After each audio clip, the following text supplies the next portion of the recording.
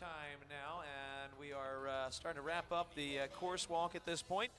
Starting to wrap up the course walk, and we will be getting close to kickoff for the 7 o'clock Grand Prix start here this evening. It's going to be a big one, folks, as are all of our Saturday Night Lights events, but $370,000 ranks just second overall in the money that's given out in an individual competition here during the 2014 tour at the FTI Consulting Winter Equestrian Festival. So you're going to see the best of the best going for the prize money there. And again, this is an event that leads up to the World Cup finals that are scheduled to take place here in just a couple of months. Of course, they will be there in Lyon, France, and will happen April 17th through 21st, with the leagues around the world qualifying their top riders to be a part of it. And we have many riders that do qualify in other leagues but are here tonight to be a part of our competition. And as, of course, the money would bring them in from all around the world. We've got 11 countries represented for this Saturday Night Lights main event.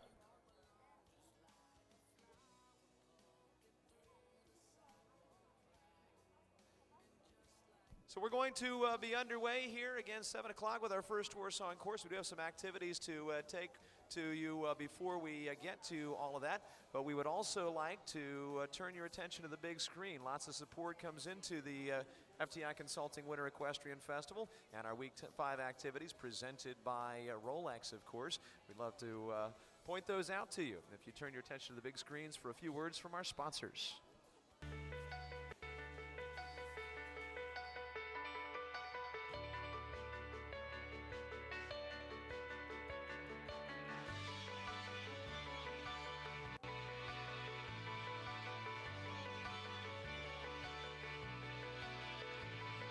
35 areas of expertise, 26 countries,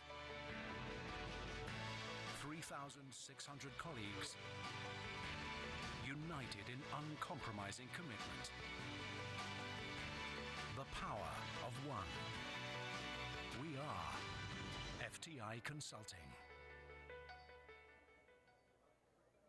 Why this watch? This watch is a testament to dreams turning to gold, the power of trust, and 1/2 ton of pure poetry. It's seen the rarest of breeds, from a homegrown hero to the queen of dressage and the crowning of a champion. It doesn't just tell time, it tells history.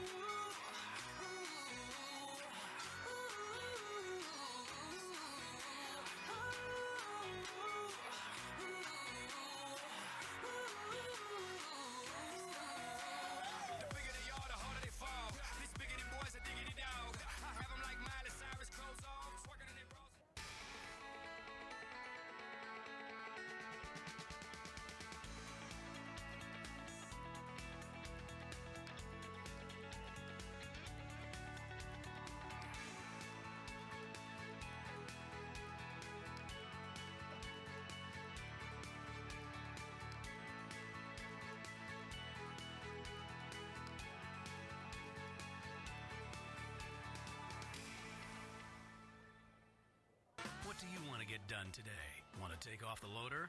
Bing, bang, boom. Need to connect to a new mower deck?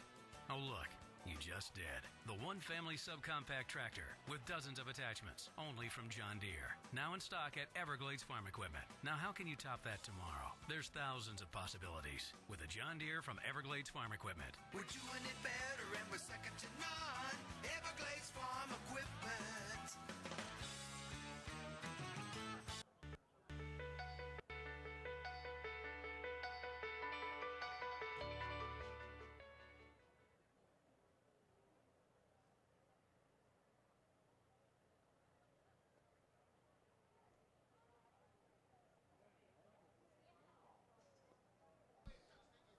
All right, well, folks, we are going to take a few minutes to freshen up footing here before we get to start time. Our John Deere tractors, of course, brought to us by Everglades Equipment. We'll be doing all of that work. We're asking our riders and trainers to exit the ring, please. Exit the ring as we are getting close to our start.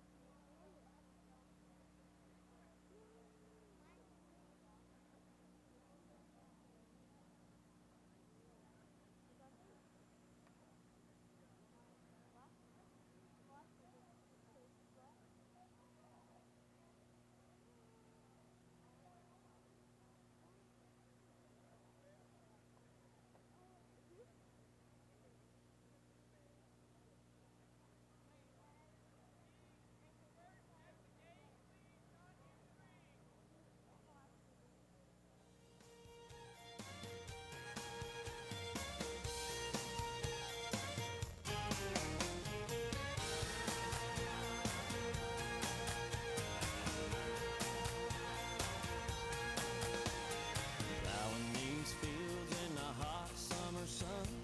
Over by the gate, Lordy, here she comes with a basket full of chicken and a big cold jug of sweet tea. I make her little room and she climbs on up. Open up a throttle and stir a little dust. Just look at her face, she ain't a fooling me. She thinks my tractor's sexy. 1-2. Tractor work underway here. Everglades Farm Equipment bringing us the John Deeres you see before us. And, of course, they take the best of care, the best of footing here in the United States. Equestrian Services International installing the footing here and throughout the rest of the grounds here to make sure that this world-class venue can support the world-class athletes that join us here each and every winter. Long-standing circuit. 42 years here at the Winter Equestrian Festival, brought to us again this year by FTI Consulting. Drag brake powered by Everglades Farm Equipment. They've been in business since 1963, serving the equestrian and agricultural communities of South Florida. 10 locations from here in Wellington North to Leesburg. Everglades Farm Equipment have the equipment and service to make life a bit better.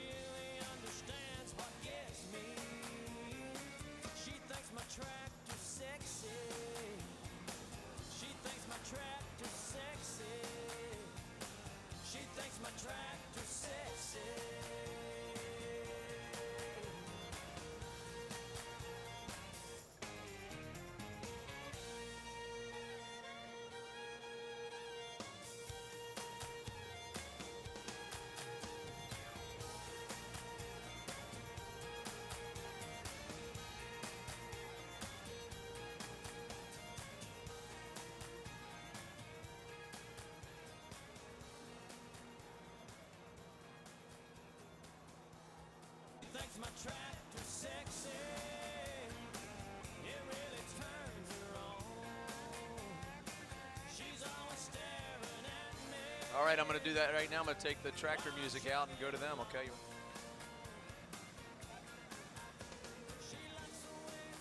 Taking our tractors out, as we mentioned, and we're going to go to some of our rescue dogs that will be with us here tonight. Now, Big Dog Ranch Rescue is one of the largest no-kill nonprofit rescues located right here in Wellington, Florida. The mission of Big Dog Ranch Rescue is to rescue and rehabilitate neglected, abused, and abandoned dogs. And they are of all sizes and breeds, placing them in caring and loving homes. And each and every dog is given appropriate medical treatment, including spaying and neutering and any other surgeries that may be necessary, proper nourishment, housing, training, socialization, and love. Last year, nearly 2,000 dogs found new forever homes because of Big Dog Ranch Rescue. At the ranch, every dog has a name. Every dog has a story. Every dog's touched the lives of staff and volunteers, and every dog deserves a loving and safe home. Walking in the ring, you'll see right now are the terrific dogs from Big Dog Ranch Rescue, along with some dedicated staff members and passionate volunteers. If you'd like more information about this amazing organization, you can log on to BDRR, which of course stands for Big Dog Ranch Rescue. That's BDRR.org. Yes, folks, BDRR.org. Take a look at these beautiful dogs. Maybe you need a new pet in your household.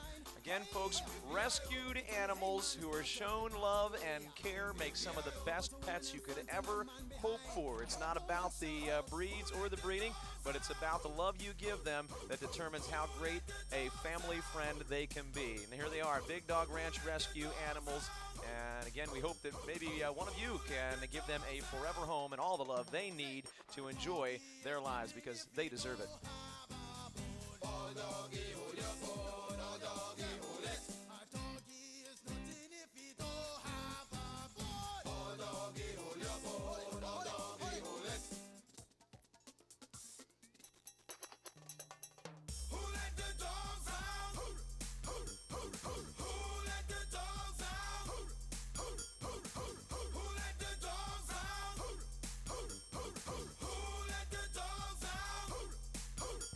Well, the Big Dog Ranch Rescue animals you see here, again, can be adopted. You can take them home. So if you see one you like, I'm sure they'd like you just as much. And we'd love to have you check in with them. And they will certainly show you all the love in return. So check them out there, Big Dog Ranch Rescue. You can find them online at bdrr.org.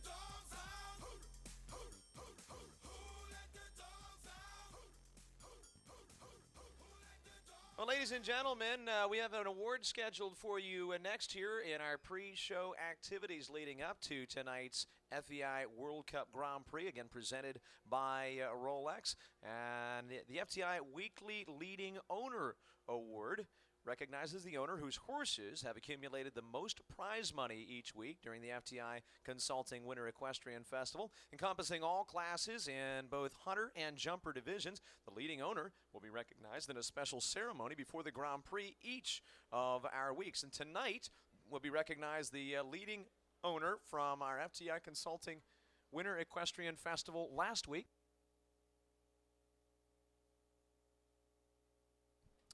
So the England Volkers Award, again, from week 4 of our competition, and it will go to the Oh La La group, comprising Bruce Duchessois as well as Dennis Simpson. Those are two owners who are not going to be able to be with us tonight, but Desi Dillingham and Lauren Huff are on hand. The special award is presented by Carol Solak, representing Engel and Volkers. Engel and Volkers represents a distinct brand of exceptional real estate service with an international reach. The company's elite team of agents are extremely familiar with the Wellington area and have years of experience specializing in the sale and purchase of equestrian properties. Congratulations to the Oh La La group, and a thank you to Engel and Volkers for sponsoring this special award.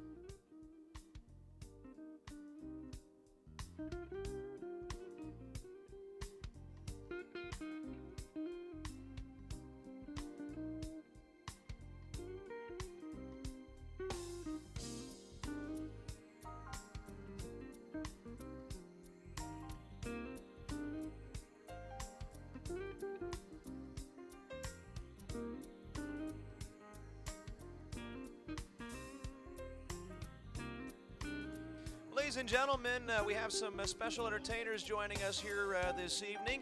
And the Spiz Wings, America's first underclassmen a cappella group in an age before iPods or reality television, when the only way to hear singing without instruments was in the shower. They showed the world what a bunch of college guys sporting sweet harmonies and a perplexing name was a winning combination. That's right, they liked a cappella before it was cool. And of course, Spiz Wings are with us here tonight since they join us for this Saturday evening performance in our Saturday Night Lights. We'd love to hear from all of you and your excitement for having Spiz Wings with us here this evening out of Yale University, and they are here to perform for us in advance of our Saturday Night Lights main event. So let's give a round of applause to Spiz Wings, featured performers here on Saturday night.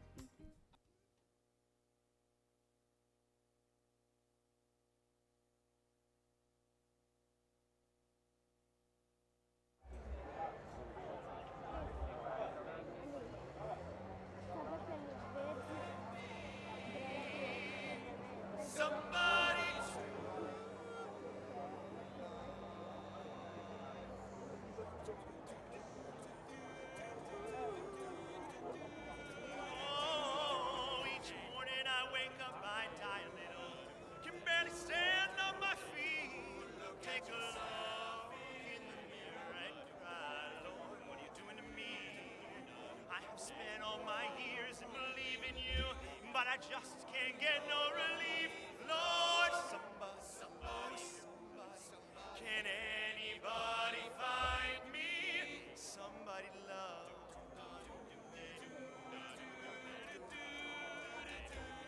I work hard every day of my life. I work till I ache in my bones. At the end I take home my hard-earned pay, all on my own. I get down on my knees and I start to pray till the tears run down from my eyes. Lord, somebody, can anybody find me somebody to love?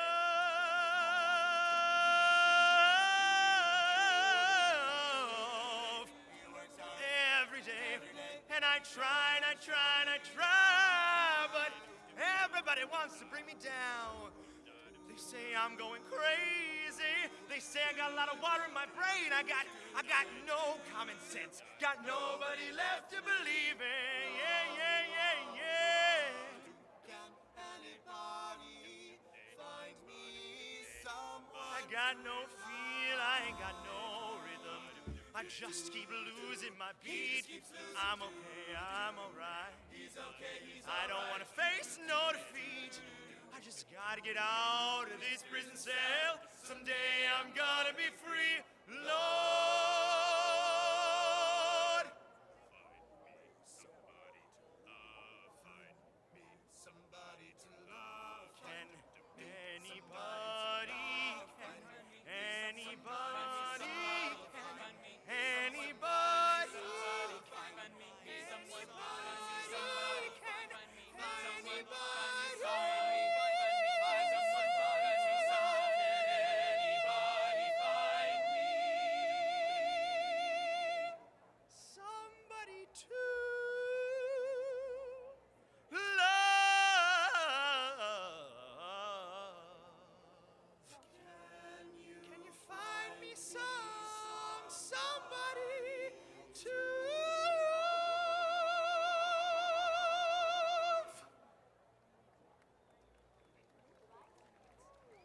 Thank you, ladies and gentlemen. We are the Yale Spizwinks. That last one was, of course, Somebody to Love by Queen. Up next, we're going to sing Some Nights by the band Fun.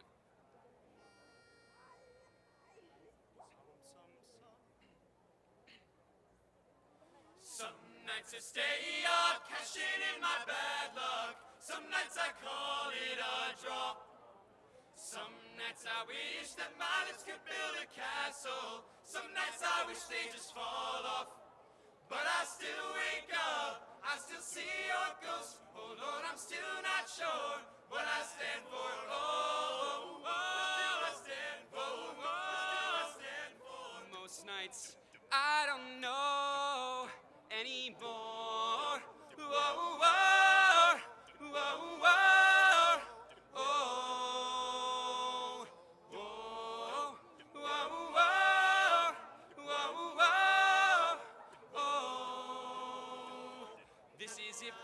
this is war. What are we waiting for? Why don't we break the rules already? I was never one to believe the hype. Say that for the black and white, try twice as hard and I'm half as light. But here they come again to jack my style. That's alright. I found a martyr in my bed tonight. Stops my bones from wandering. Just who I am, who I am, who I am. Oh, who am I? Oh, some nights. Well, some nights I wish that this all would end. 'Cause I could use some friends for a change. And some nights I'm scared you forget me again. Some nights I always win, I always win. But I still wake up, I still see your ghost. Hold on, I'm still not sure what I stand for. Oh, oh, oh, oh, oh. Most nights I don't know anymore. Whoa, whoa, whoa, whoa, oh, whoa, whoa, whoa, whoa, whoa, oh. Come on, come on. Welcome on. Well, that is it, boys. That is all. 5 minutes in and I'm born again. 10 years of this, I'm not sure if anybody understands. This one is not for the folks at home. Sorry to leave, mama, I had to go. Who the heck wants to die alone? I'll dried up in the desert sun. Some nights I stay up, cashing in my bad luck. Some nights I call it a drop. Some nights I wish that minds could build a castle. Some nights I wish they just fall off. And there you have it, ladies and gentlemen. Founded in 1913 at Yale University, continuing the performances now more than 100 years later, and they perform at over 100 venues throughout each and every year. Some of their feature venues have been the White House and Carnegie Hall. But again, ladies and gentlemen, beautiful stylings there by Spizwings. Again, from Yale University. Let's give them a nice round of applause here, like our Wellington audiences are known to do. And with that, we are closing in on start time this evening. We are about 5 minutes out from first horse on course. We're going to take a few minutes to introduce you to our staff and officials. We have with us this week, of course, David Burton Jr., Michael Morrissey as our management team. Stewards on behalf of FEI are Karen Golding and the U.S. Equestrian Federation, John Rush, Laura Reed, Mesa Hart, George Eunice. Peter Lane, Ali DeGoen, and Gene Bonsall will join us as our schooling supervisors. We'll also be joined here by our veterinary delegate, Dr. Fred Peterson, and that keeps a watchful eye on our horses and their welfare. Jumper judges this evening throughout the week, headed up by President of the Ground Jury out of Norwalk, Connecticut, Mr. David Disler. Canada resident Ms. Kathy Harper is here as our foreign judge. We also have Neil O'Connor and Ralph Alfano on the panel tonight. Bob Ellis from England has been our course designer throughout the week, and we'll take you on a quick tour through that course tonight before we see the first entry. Starting in front of the International Club, the Dodo Horse Transportation Oxer #1 will begin things heading toward home. They'll jump across the arena over a GNC Farm maroon and gray vertical #2. Fence #3 will be our Everglades Equipment fence #3 with that yellow plank on top. Fence 4 is, of course, going to pay tribute to our presenting sponsor this week, Rolex. It's in front of the table bank and the newly formed stage area on this side of the arena. They will go home over that. And then 5A and B, the purple and white combination of vertical to Oxer, is a representative of Martha Wachtell-Jellicoeur and Illustrated Properties. Fence 6 is our Hermes Orange Oxer with a Liverpool beneath. #7 goes across the arena. The solid black planks represent Artisan Farms. #8 comes in the opposite direction at the top end of the ring over our FTI Consulting title sponsor Oxer #8. #9 is going to go away from home toward the grandstand there. Perrier Jouet is a sponsor as well, and that's a vertical with the signature champagne bottles you see. Number 10 is a triple bar with Dever golf cars represented, red and white combination there. 11 ABC is a triple combination brought to us by Adequan, Oxer vertical coming home, and then the vertical to Oxer line heading directly toward our new stage area here will be fence 12, the Engel Volkers vertical, and fence 13, our Wellington Equestrian Realty Oxer. Those will be the first round fences. We'll have an 80-second time allowed. We are using international scoring guidelines that we'll tell you about once we get closer to our first horse this evening. But at this time, we are going to move on to one final order of business before we get to the start of our competition. And of course, we're going to ask you to please rise while we do so. Tonight, FTI Consulting Winter Equestrian Festival, pleased to welcome Equestrian Trails Elementary School and Panther Run Elementary School. Equestrian Trails is located on Stribling Way. Its mascot, a thoroughbred horse named Blazer. Each week, students are recognized for good character traits such as responsibility, respectfulness, kindness, helpfulness, as well as being encouraging and a good listener, to name a few, via a Proud Pony Award. Equestrian Trails is an A-rated school. Teachers, staff, and students and parents work together to provide a nurturing atmosphere that promotes excellence. Along with them, Panther Run Elementary School from Lake Worth Road, with an enrollment of 700 students who opened their doors in 1991. They've achieved excellence in each academic year. The school not only gives importance to the intellectual abilities of the students, but to the physical and artistic abilities as well. And they are proud to be a 5-star award-winning school with great parent involvement and dedicated quality educators. Now, the reason they're with us here tonight, ladies and gentlemen, is to salute our United States of America with the playing of our national anthem. And we're asking you to please rise. Panther Run Elementary's Calypso Cats and Equestrian Trails Thoroughbred Singers, directed by Anna Karabench and Sandra Jamat, are here to perform.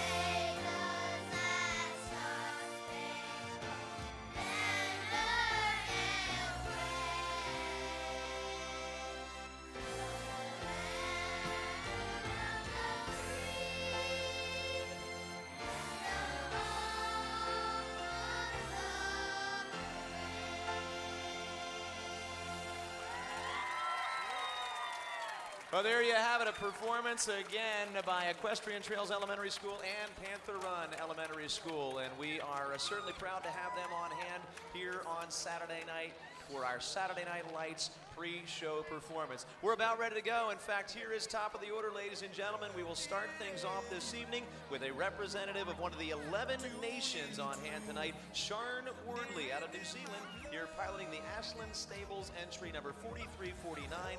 This is Durley Shin Demuse. Okay, here we go. First horse in the ring, Frank. Here we are in Palm Beach. $370,000 World Cup qualifier. First big event of the season, really. Jumping for some big money tonight. Yeah, this is really the first big event that the riders are looking forward to. This is an event that gets them qualified for the World Cup finals, sponsored by Rolex. They jumped earlier this week. We're going to see the top 45 from our Thursday class that had a total of 125 horses. So this is an event that was difficult just to qualify for. So the 45 we're going to see tonight are really, really excited about this. Yeah, the qualifier the other day on Thursday was unbelievable. As you said, 125 horses. The class started at 1:30 in the afternoon, went till about 8:30 at night. So it was really grueling test for these horses and riders. And our first horse here, we got Sharn Wardley, riding out of New Zealand. This is a horse, Durley Chindamuse. This is a horse Eric Lamaze rode in the Olympic Games. And Sharn and this horse paired up last year and have had some nice results. And Sharn's off to a great start. Unfortunately, at the back rail of that first double. Right now, with Sharn being the first rider in the ring, all the other riders are very attentive, watching his track, watching his striding, really trying to get a grasp on what the time allowed is going to be. Yeah, and as you and I spoke a little while ago, there's a few places on this course where there could be some option lines. So I think, you know, they're watching his horse. His horse doesn't have the biggest stride in the class, so anywhere where there's an option line to add, I think, you know, Sharn always takes that and decides to add. As you said, speaking with Beezy, there's a couple places she might leave out the stride. So as the class goes on, we're gonna see a few of those options.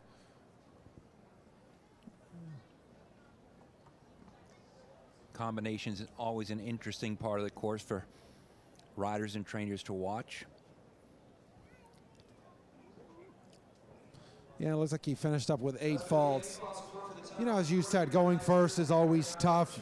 Doesn't know exactly how the lines are going to ride and doesn't know exactly what to expect, but that horse jumped pretty well for him tonight. Actually, Interesting, he did have a time fault, so he was just over the time allowed. And what would you say about his tempo and his track out there, Jimmy? Do you think they're going to adjust the time allowed, or do you think they're going to leave it? You know, I think with this caliber horse and riders that we're going to be dealing with tonight, I think they're probably going to leave it. We get to watch 2 more, so we'll see. But, you know, we've got, as you said, 45 in here and 45 of the best. So, you know, I would think the next couple riders are going to try to really, you know, get around this course pretty quick and try to stay under the time and jump a clear round. Next in, we have Megan News on her superstar horse, Dynamo. This is a horse she got to represent the United States equestrian team last summer. She rode on the team a few times, and this is just a superstar horse. Based on our order, though, Jimmy, it looks like we might have had one scratch, Nick Delajoyo. Yeah, from what I understand, Nick qualified for this class, and rumor is that maybe that horse got sold over the last couple days. So, you know, in one way it was good for Nick, the horse got sold, but on the other hand, he lost his ride for tonight. And again, Megan out to a good start here. Nice bold at 2 to 3. We've got a very skinny, careful jump to a very careful plank, and it's a little bit of what we call a flat distance. But the horse seemed to jump it very well. She decided to do the steady 6 to that big Liverpool. As the class goes on, as you said, we might see someone do 5, and then it looked like she had that number 7 jump down.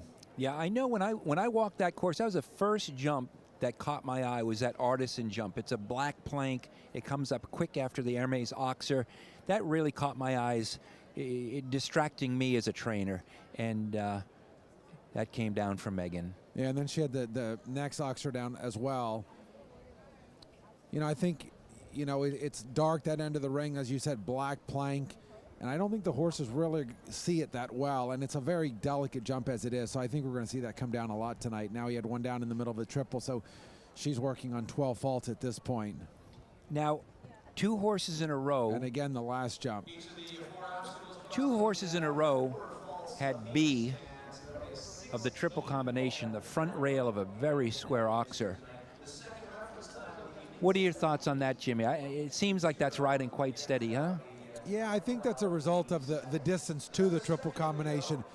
You know, out of that corner, you've got that triple bar and a little bit of a flat 5 to the triple combination. And I think they come in so strong, and that double of Oxers gets a little short inside. And that, as you said, the front rail is pretty square. So, you know, I think if you have a horse that adds well, that might be a place to add the stride and do 6 strides to the triple combination.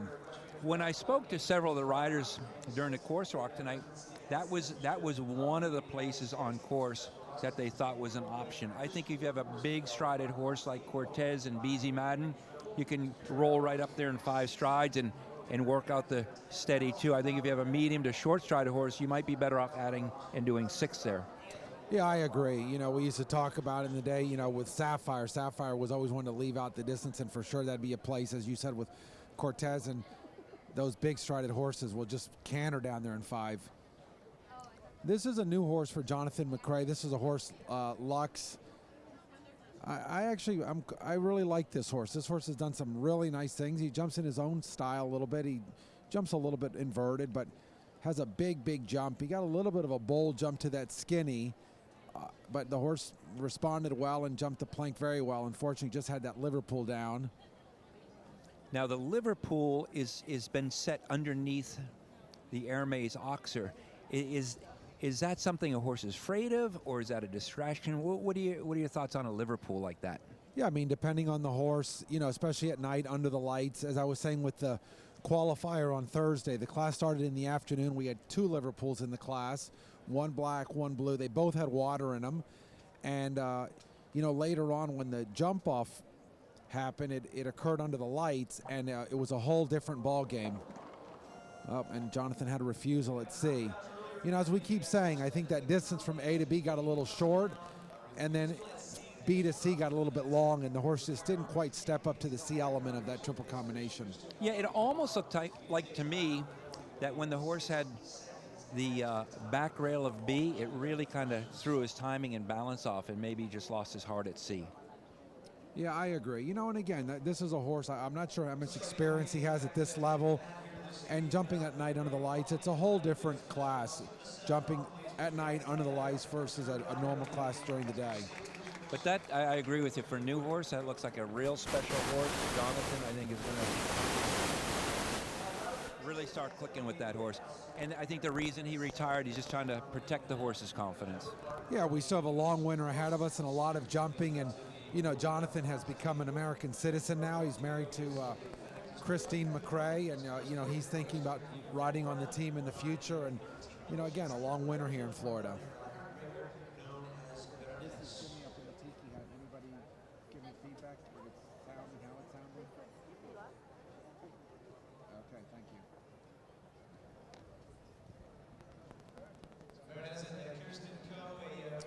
you. And next in we have Kirsten Coe on Baronez, big powerful chestnut mare. Kirsten riding for Alon Furter.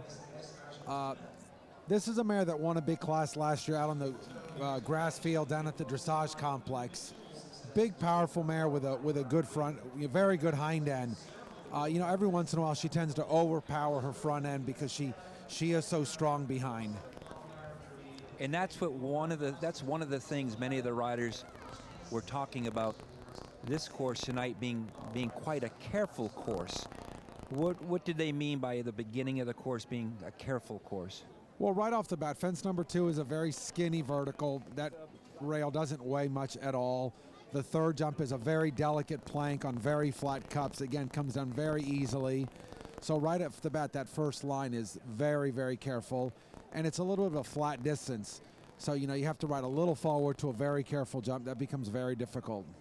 So with these jumps being placed on very shallow cups and flat cups, they basically come down if you just touch them. Yeah, I mean, the good news is that the horses tend to not get injured because the rails come down very easily. The bad news is for the rider, just a very light rub on a rail and, you knock it down. Well, Kirsten's horse looks very scopy. It seems very comfortable in the lights. This will be interesting to see her and her horse deal with this triple line. Wow, that seems to be a real nemesis. And it's not just one part of the triple coming down. Several parts of the triple are a problem. No, that's definitely, as we've seen horse after horse, that's the problem spot. She ended up, late in the course, the wheels fell off a little bit. She had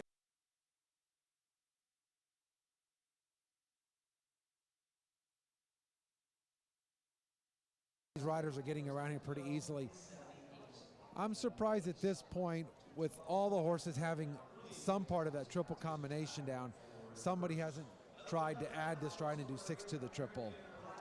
Now the jump that they jump at the beginning of the line going into the triple, that's quite a wide triple bar. Would that have a big effect on their decision on striding to the triple? Yeah, absolutely. I think that's a little bit the problem. I think that's, maybe why the riders are a little concerned about adding the stride.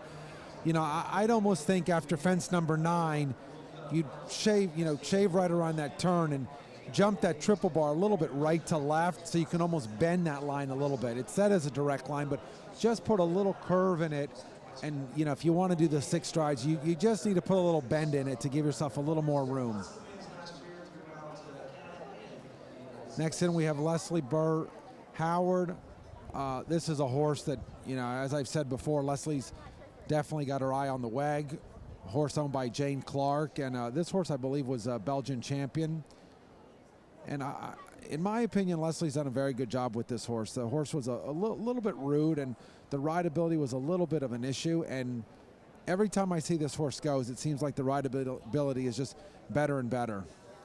Well, both you and I have grown up with Leslie, seeing her develop many, many horses. And I think Leslie's always been one to be very comfortable with a little bit of a difficult, unorthodox type. And I agree with you. I think she's done a super job bringing this horse along. He looks very careful, very scopy. And, you know, with this sport being a sport that involves inches, not just feet, but inches, it's amazing how she can place this horse within inches of where he has to be, not only with distances, but the line he should stay on. Yeah, Leslie's a very, very precise rider. She rides every type.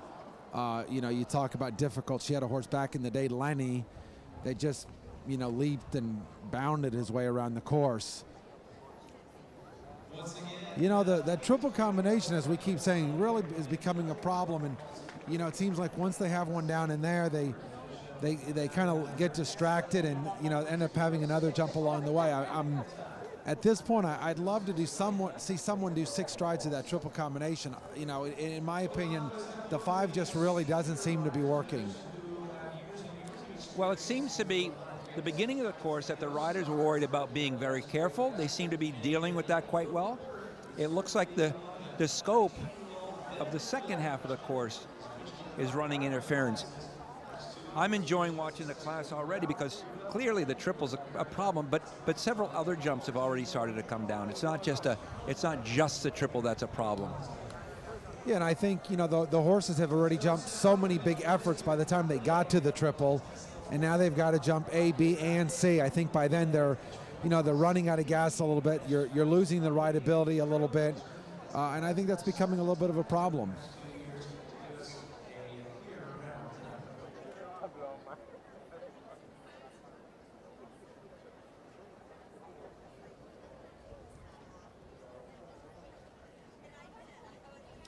Next in, we have Wilton Porter.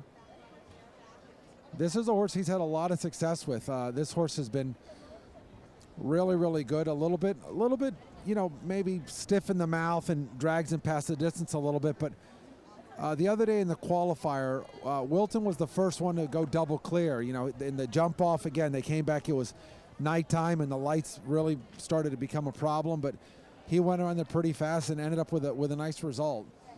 You know, already early on, he's got 2 down, so he's already sitting on 8 faults. Well, Wilton and his family are real lovers of the sport. He's got a younger brother, Lucas, who's up and coming, making a name for himself in the junior ranks. And it's been interesting to see the 2 brothers develop, especially Wilton at this international level. Yeah, and they're, you know, really, really supported by his parents, and all along the way have set him up with a nice group of horses. And this is really a nice horse, I believe, he found with Katie and Henri Prudhomme. And I believe that's the first rider to make it through the triple without having one down. Well, what's kind of neat is he struggled with the middle of the course, and he really ended up quite strong in the part of the course, mainly through the triple that everyone struggled through. That's quite impressive. Well, the nice thing is we saw it can be jumped.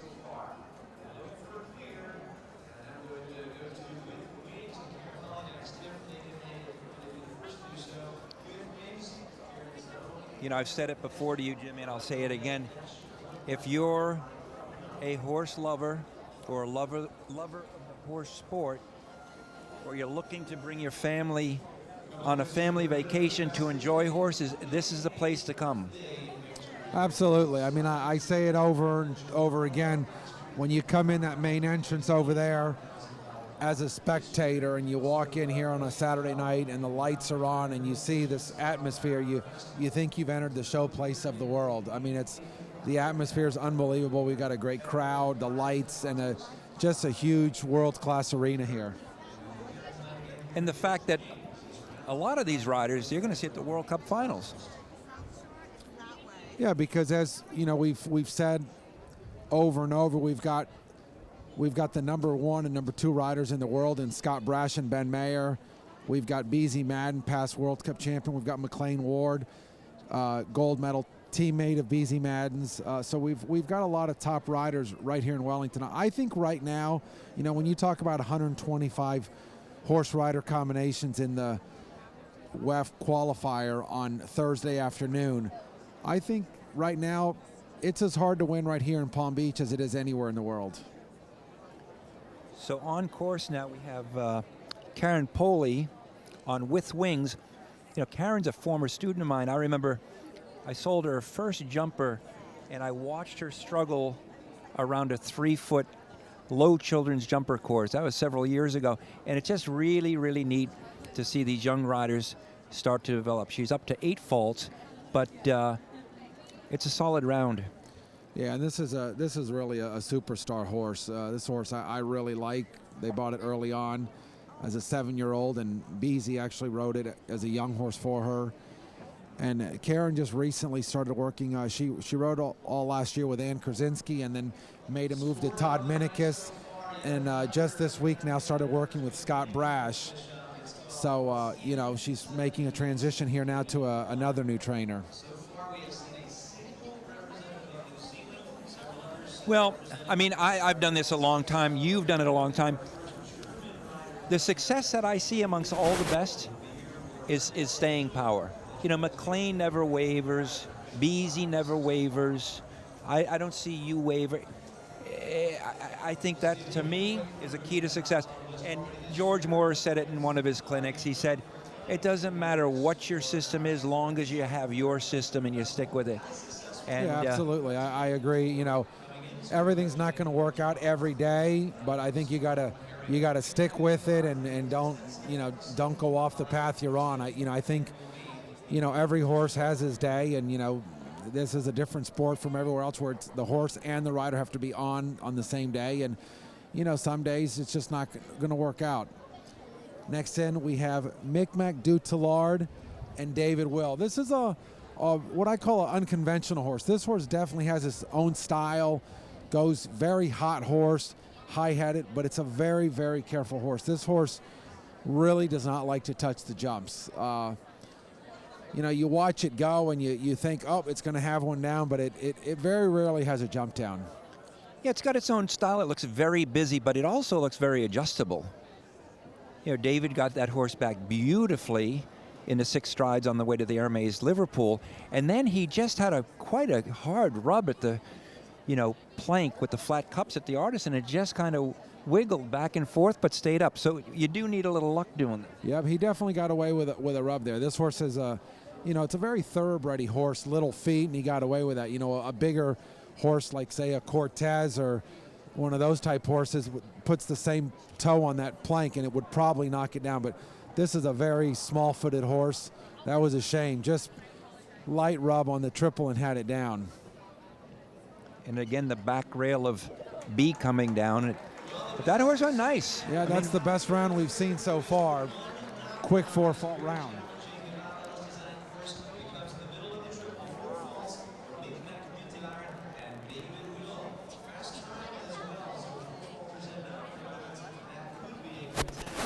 That's going to be a good ribbon at the end of the class, I have a feeling. Now, asking some of the riders their thoughts on how many clears, everyone I asked said at least under 10. There's no question. Yeah, and at this point, it's kind of looking that way. I mean, we've got a lot of top riders to come, and we've got a lot of great horses to come. But right now, it's not looking like we're going to have, you know, 10 or 12 in the jump-off. Next in, we have Atino Nassus and A.D. Camille Z. This is, in my opinion, this is one of the best horses in the class. This mare was third in the $500,000 class last year in the Grand Finale Grand Prix here in Wellington, and just a superstar horse. great match for Atina. Last year she worked a little bit with George Morris, and this year, she's just working with her husband Doda, and beautiful round on Thursday. She had a time fault, but the mare jumped a super round. And you can see already she's not going to let that time fault happen tonight. She was very direct from 1 to 2. I think she'll be very upset if she goes clear and has a time fault. So she looks very determined not to let that happen early in the course. Oh, definitely What a shame. Unfortunately, changed her mind coming around that turn and just got there to a bad distance. The horse is actually very good to leave the ground at the A element, and she made the right move. She pulled out at B because I think she would have really gotten into some trouble there. And it looks like maybe she's going to call it a night.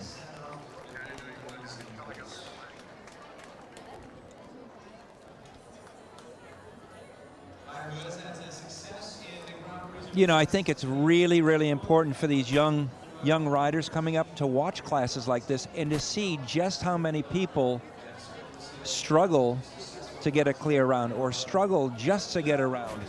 And, I think when you do this sport and you have a rough day, it's easy to have a little bit of a pity party. But when you really spend time studying the riders in the sport and see what they go through, it's a pretty leveling feeling. This is a very, very humbling sport. I mean, you're only as good as your last class, and unfortunately there's more lows than there are highs. And as you said, for the young riders watching, I mean, this is watching this tonight and watching these riders be defeated a little bit.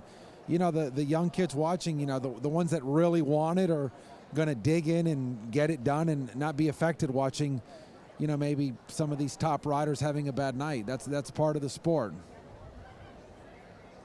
Next in, we have Quentin Judge on H.H. Donatello. This is a horse owned by the Double H Farm and Quentin's father-in-law, Hunter Harrison, and the Harrison family.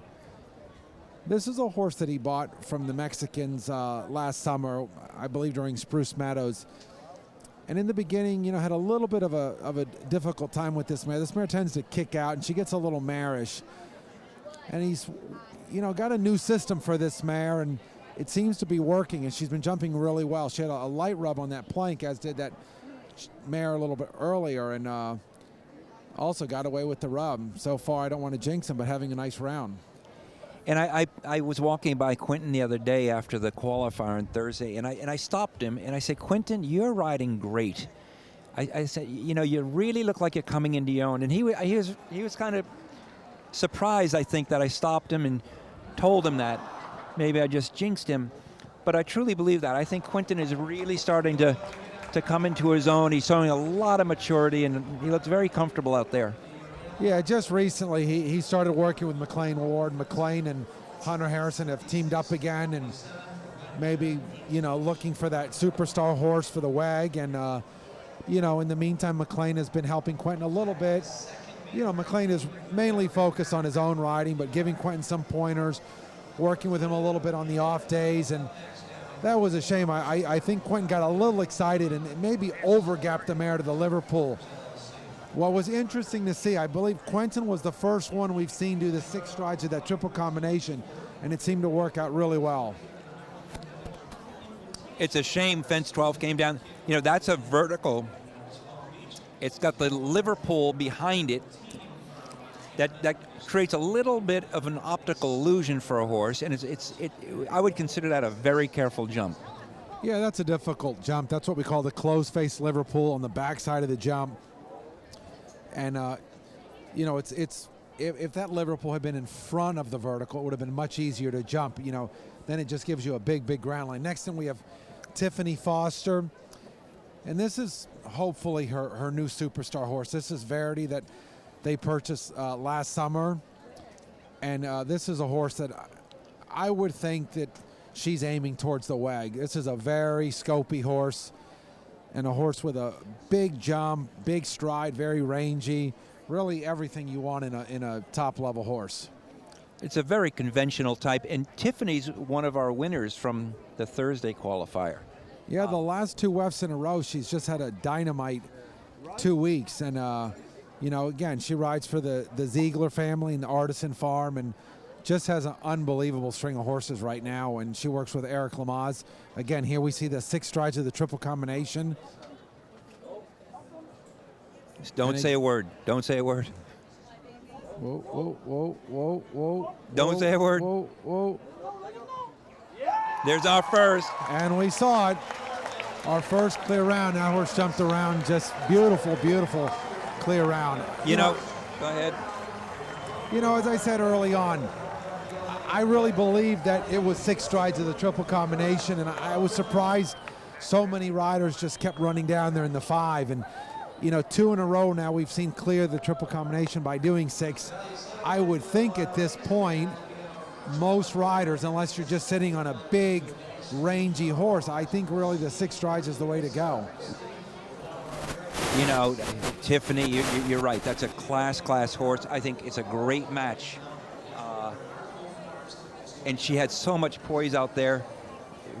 It was great to see a clear round. And, you know, we've seen enough good horse-rider combinations go that I think when you get to about Tiffany's spot in the order, which was 12th, you can really start to develop your plan, and make whatever changes you think might be appropriate for your horse.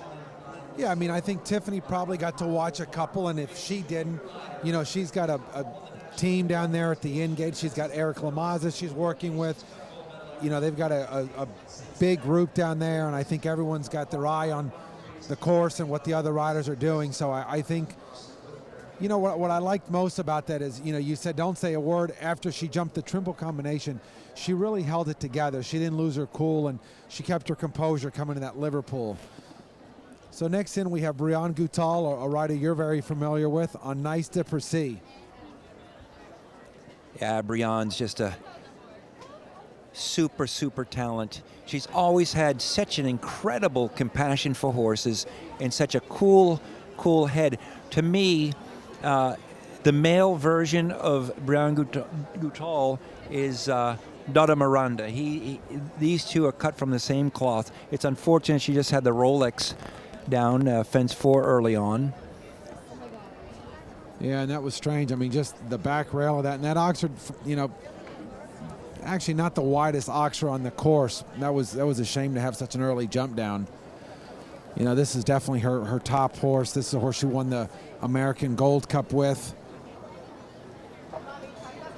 You know, I'm surprised. She ran down there and did the 5 strides, even though the last 2 riders cleared it in 6. But she stuck with her original plan and did 5. And, you know, unfortunately, maybe paid for it and had another 4 faults there at B of the triple.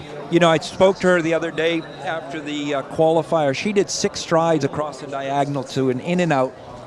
And it looked like it was a little bit of an afterthought, and she said it was an afterthought. She said that wasn't really her plan, but that horse gets quite aggressive, and she had to make a compromise there. And I think that's the reason she did the 5 to the triple, because she struggles a little bit with that horse's aggressive mouth. Yeah, it could be. I mean, I rode in that qualifier, and I know exactly the line you're talking about, and I'd say 90% of the horse rider in that class did 7 strides, and there were a few that did the 6, but it was a very difficult line right up into that big jumbotron at the end of the ring with a Liverpool underneath it, so it was a very difficult line. Next in, we have one of our top riders. We have McLean Ward riding Rothschild. This has become his #1 horse right now. This horse has just been unbelievable for McLean over the last year or so. It's always been a winner in every level, and now this horse has had to step up and be his #1 horse. It's interesting to watch what the riders do when they enter the ring. McLean knows, having watched 13 riders go before him, that the triple's a problem. So he came in the ring, showed the horse a triple, let the horse study it a little bit. So it's not a surprise the very first time he goes to it while doing the course. Yeah, this horse, another horse with his own style. This horse a little bit high-headed, jumps a little bit inverted, but it's a very careful horse. Biggest thing with this horse, he has a little bit of a right drift, and that can catch up to him a little bit with these wide oxers. McLean's been all over the world, represented the United States many times. He's very comfortable with tight time allowed. I wouldn't say tonight's extremely tight, but he's always very efficient. This will be interesting. And then again, McLean's opting for the 6 here.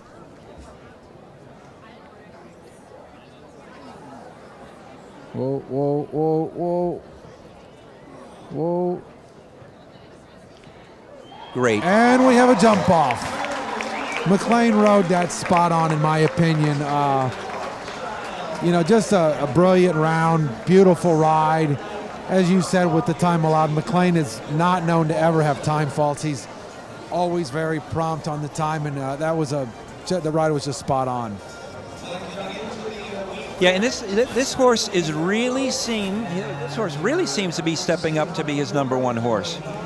Yeah, I mean, McLean right now is looking for that next horse. He's looking for a horse to sort of fill the shoes of Sapphire and to sort of take up the workload for Rothschild. Right now, Rothschild is really having to be his workhorse, so he really needs that next horse to be his number 2 horse. Next in, we're going to see Venezuelan rider Pablo Barrios. Anzara Leandra. This is a mare that Pablo's done really well with. He had just an unbelievable summer in Kentucky with this horse. Won a lot of classes out there, and you know, not a big, powerful horse, but a real, what I'd say, a real trier. And Pablo's a very strong, aggressive rider. Right off the bat at the first jump, the horse looked a little backed off with these lights. Yeah, it looked to me the same way. It looked to me like the horse was pushing back a little bit. And that's where a rider can really fill the void. When a horse is beginning to struggle, a strong, knowledgeable rider like Pablo, he can really fill that void when it's turning into a little bit of a negative. Yeah, he had an early ray there at 5A, but I agree. I mean, you know, when you're talking this level, coming in here, jumping under the lights in a World Cup qualifier, you know, you can't wilt. You know, you've got to, the rider's got to get it done. You know, it's that fine line between, you know, being aggressive, but you still have to have finesse. It's just, and, you know, that's a, you know, we just saw McLean, and I think McLean, Beasy, they really have that. You know, both are very strong, aggressive riders when they need to be, but they can both be a very finesse riders when need be.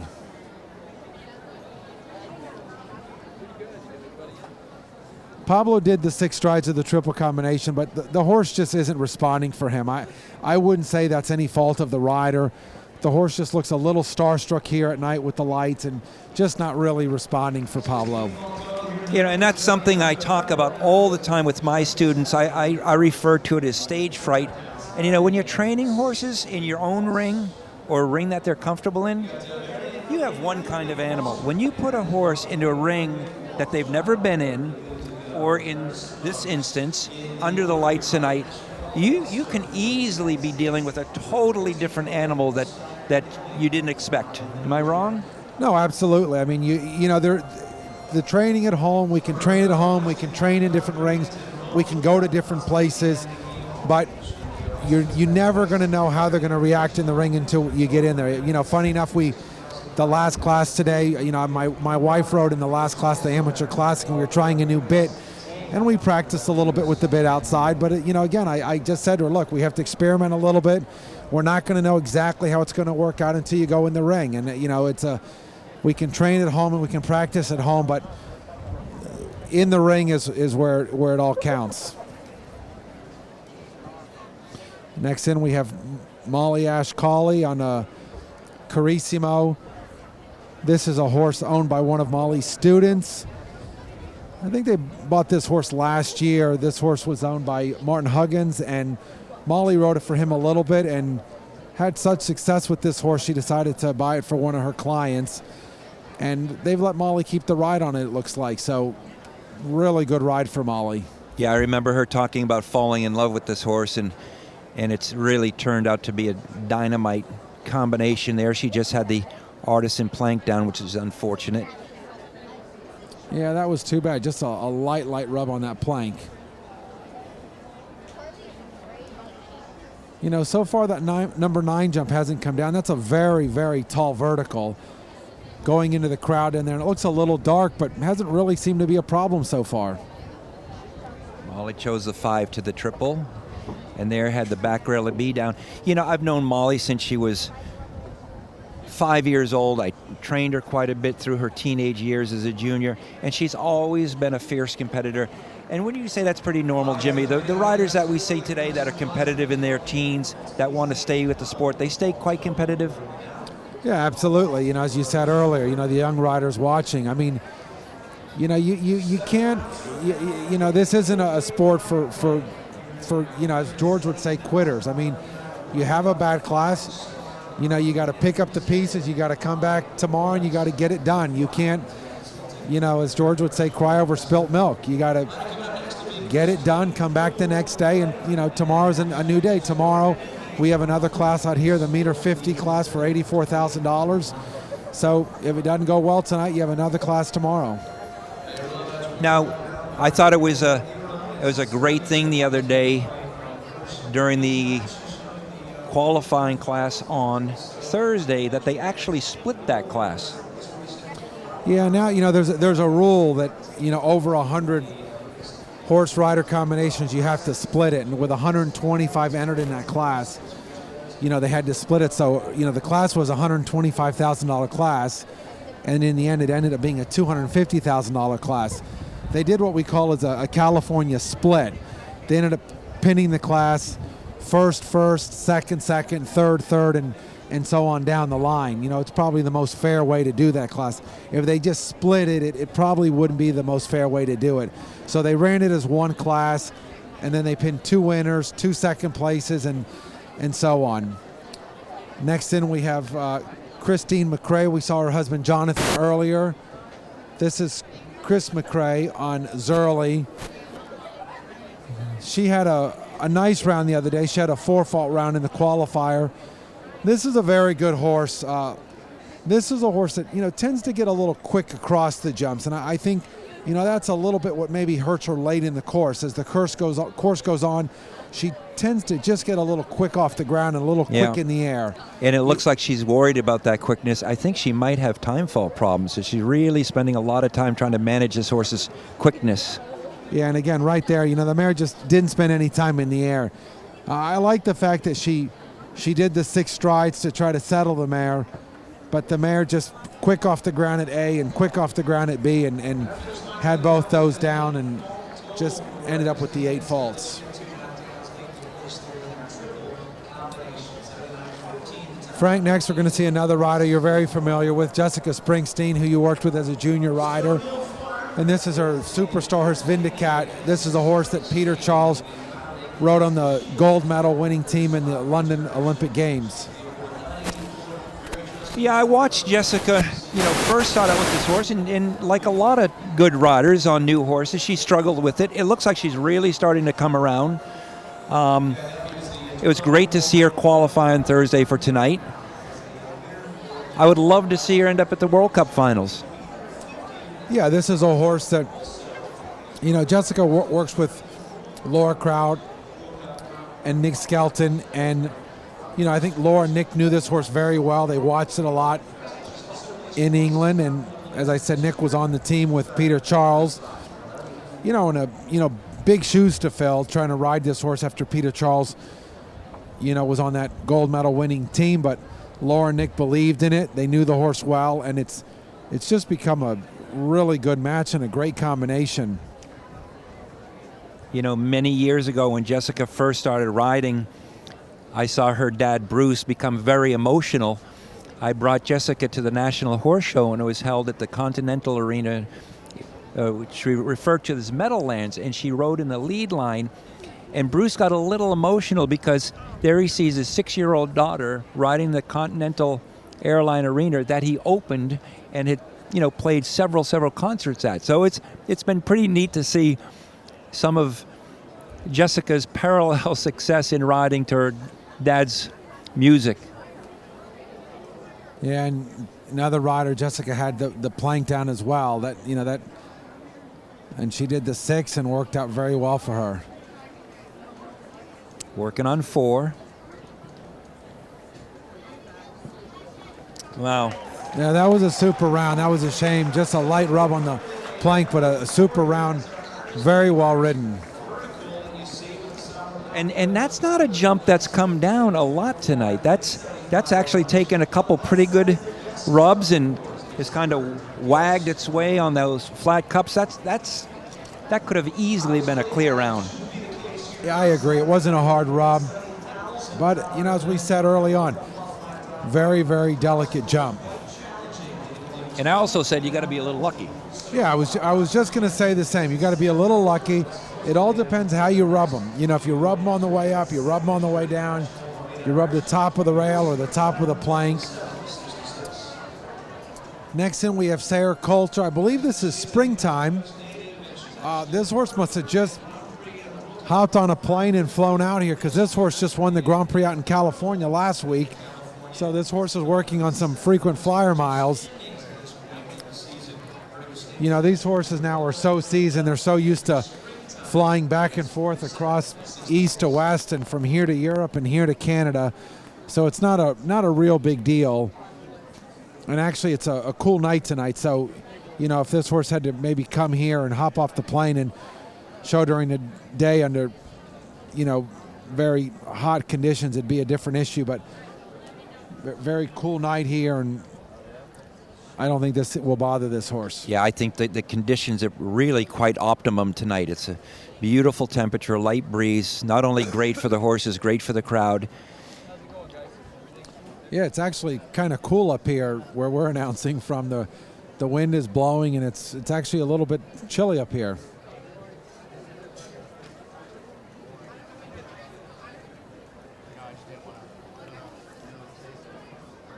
Sayre looks very comfortable under the time allowed at this point. What do you think, Jimmy, 6 or 5 to the triple? She was the first one that had that big vertical. Now, you know, I'm going to stick with my original.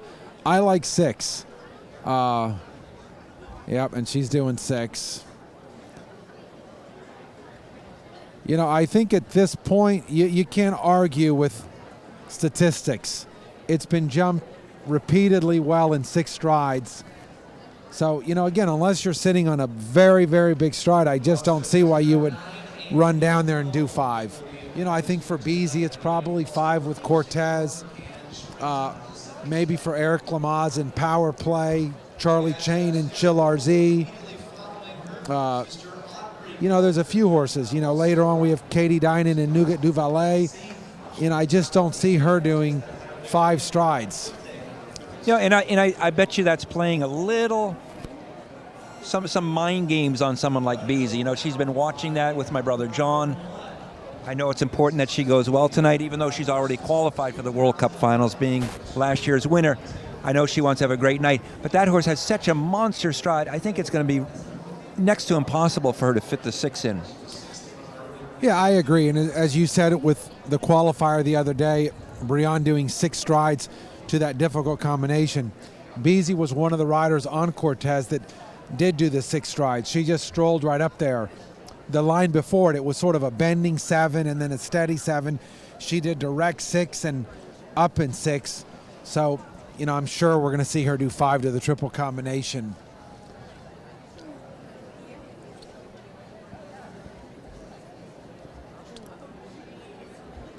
Next in we see, this is Sayre's sister. This is Audrey Coulter. This is not a horse that I'm familiar with. This is a horse, a Corte. Looks like a very, very careful horse, but I am not familiar with this horse. Yeah, from what I've seen so far, based on his carefulness and length of stride, I'd almost guarantee she's going to do 6 strides here. Yeah, I can't imagine. This does not look like the horse that you would be doing. Margie's kind of in the way right here. Margie preloaded and, in my opinion, got too close to that combination. Wow, this is Yeah, this horse put out a tremendous effort at that triple combination. Get to the back, get to the back. Wow. Beautiful round. That horse jumped an unbelievable round. You know, I think that horse and rider got a little distracted in the triple combination and really had to put out. For me as a rider, if I was coming to the triple combination, I gotta say I would have been a little bit annoyed. I think Margie was a little too close for comfort, in my opinion. Yeah, it distracted me just watching it. I mean, Margie's obviously a veteran. All I can say, thank goodness that was Audrey and not you, Jimmy, because those are the kind of things that set you over the edge. Yeah, I mean, that number 2 jump is the closest jump to the triple combination, and Margie went over there and trotted on the between fence number 2 and the triple combination. And I don't know how it looked to the viewers, but again, that was too close for comfort, in my opinion. All I can say, I'm glad she went clean. It becomes a non-issue. Yep, exactly. And so this is Margie on her superstar horse, Royce. This is just an unbelievable horse. You know, we talk about Olympic caliber or a horse for the WEG. In my opinion, this is a championship horse. This is a horse with just an unbelievable hind end, big jump, big scope. And I was down at the end gate talking with Margie before the class about the option lines, and normally this would be a horse that Margie would leave out. Margie was actually contemplating doing 4 strides on the last line, but we haven't seen anybody do 4, so I can't imagine at this point she's thinking 4. Yeah, and that's something Beasy had said, but it just looks like that's a 5-stride line. This horse has an incredible hind end.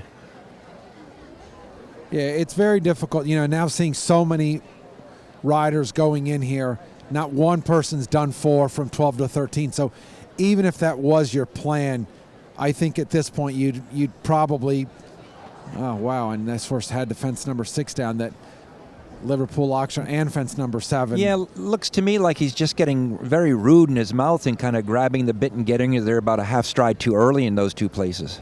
Yeah, for sure. I think at the plank, the horse, you know, got a little rude in the mouth and drug Margie under that jump. I don't think, you know, that was really Margie's fault. The horse just got his head up, and the head went up and the legs went down a little bit and had the plank down. And again, here we see the 6-stride line. Yeah, so patterns are starting to form a little bit. What originally looked like options are becoming less of options as the class goes on. Yeah, I'm glad to see, you know, as we said early on, I mean, I said I thought that should be 6, and it's looking like that was the right decision. So, you know, that seems to really be working. That was too bad. That would have been a horse that I would have picked to be clear before this class started. So she had the 2 down plus the time fall. And don't you think conditions, Jimmy, can really change a horse's rideability? On Wednesday, we didn't have a big crowd. Most likely Margie's horse went during daylight hours. And when you subject horses to a crowd and the music and the lights, it becomes a lot more of an electric atmosphere. It looked like that horse just became a little more aggressive than on Thursday. Yeah, I agree. Maybe got a little bit undone and got a little aggressive, and the mouth just got a little bit, you know, a little strong in the mouth, a little rude in the mouth. And, you know, I'm sure the atmosphere, the lights, the crowd, and, you know, now it's cooling off, the weather. Next in, we see Irish rider Shane Sweetenham. This horse is owned by the Spike Coast Farm. This is not a really big horse, but this horse has a very, very big stride. You know, last week or maybe the week before, watching this horse, there was 1 or 2 places where again there were option lines, and although this horse has a very big stride, Shane made the horse add and do the add option. So I think probably at this point, now that he's seen so many people do 6 to the triple combination and it work out, I would almost put money that he's going to do 6 strides to the triple. And Shane has had a great circuit. He's won a lot of meter 35 classes, meter 40, meter 45 classes along the way. He's I think been one of our more consistent winners down here all circuit. Yeah, he comes at you with so many, you know, so many bullets. He's always got one horse after another coming at you in every class, and, you know, one after another, very fast, very careful, and, you know, wow. Shane was very, very long at that number 12 jump. Almost looked like he was going to put another stride in. And didn't. So, ranked number 7 right now with 4 faults, so pretty fast 4-fault round.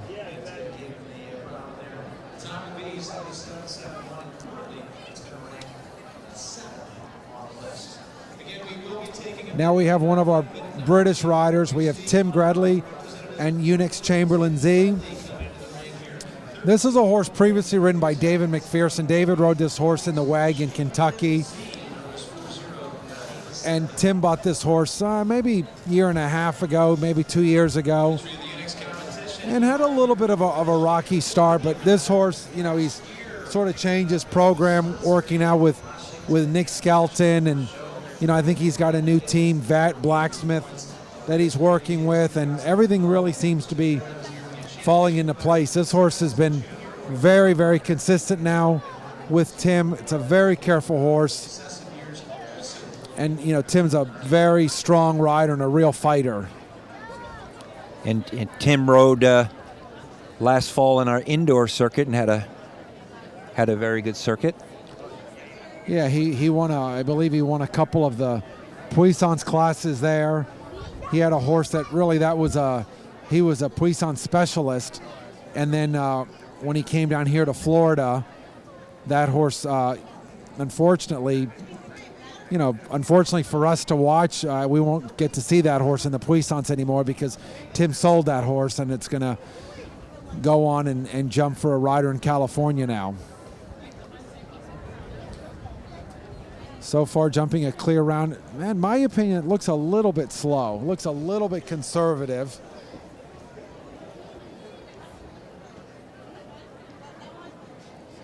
And again, we're going to see the 6 almost stopped. Yeah, I was going to say almost stopped the horse dead in his tracks and just didn't get to the back rail of the A or the B element of that.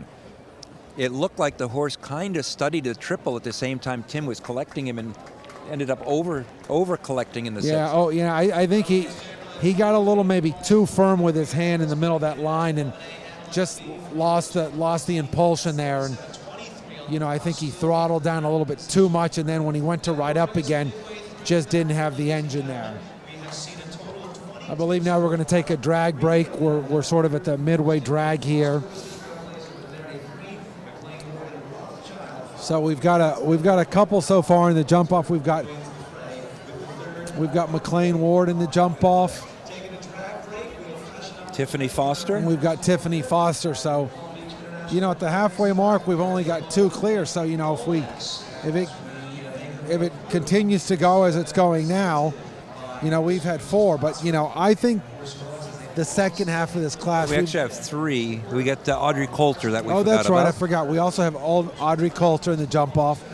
But we've got some very strong horse rider combinations coming in the second half. I believe we've got a stronger group in the second half than we do in the first. So I think we're going to take a little break here and have a drag, and we'll be back momentarily.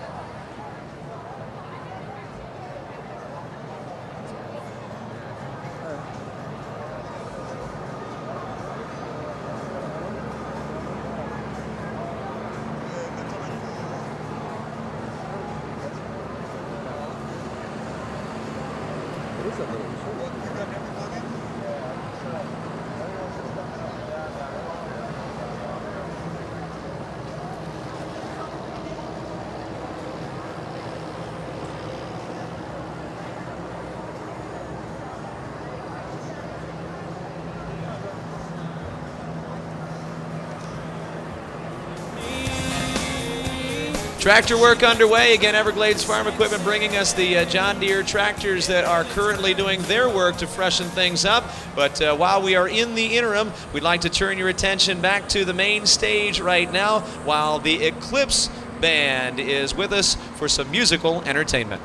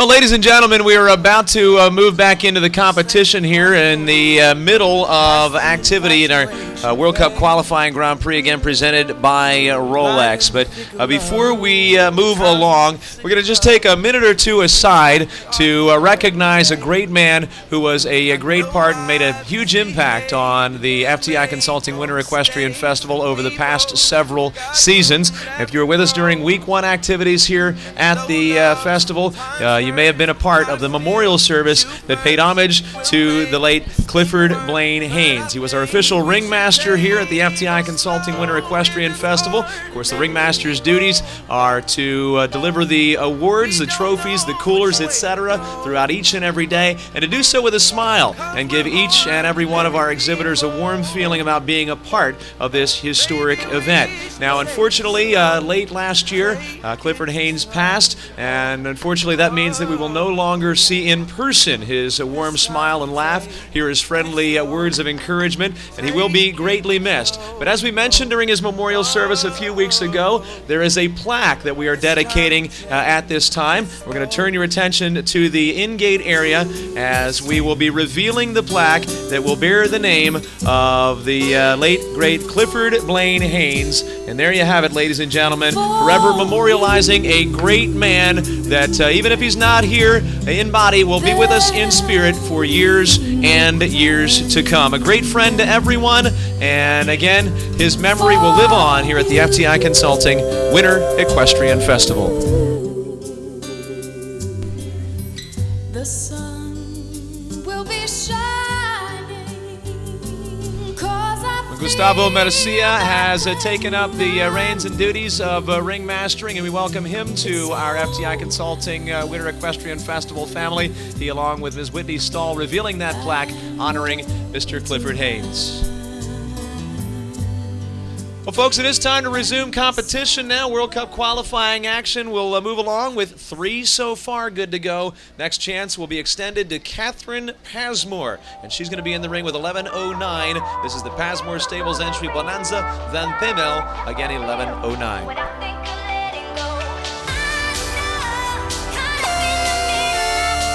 Countdown begins following that tone. It's Wellington and also in Virginia. Catherine was a top junior rider. She's transitioning beautifully into the professional ranks and has now got a fair amount of international experience. Yeah, her mom rode, and she came up through the pony ranks and the junior ranks in the equitation divisions, and she's had some good sort of horses to get her started in the Grand Prix, and now just recently she's really picked up some top superstar horses. Unfortunately, right off the bat, she had fence 1 down. Again, almost look when the horse trotted in the ring. I thought he was trotting a little, acting a little funny behind. Almost looking maybe he's just overreacting with the hind end. Kicked up so hard behind, he had the front end down. He had the front rail down with his front end. Maybe overdoing it with the hind end. Yeah, he's almost overusing his hind end. I was almost wondering how he was going to get out of that first double, the Martha Jolicoeur jump.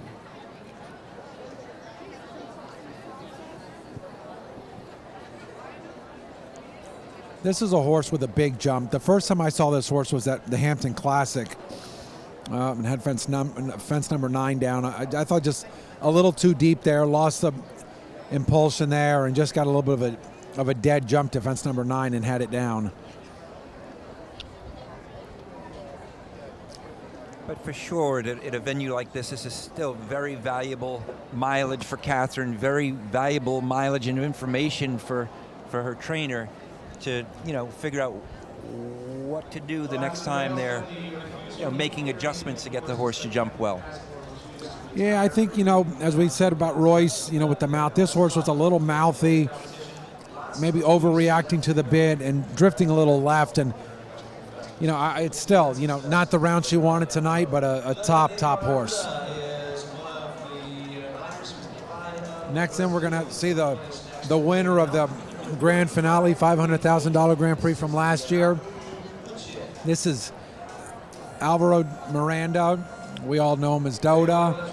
We saw Doda's wife, Attino Onassis, go a little while ago, and now Doda.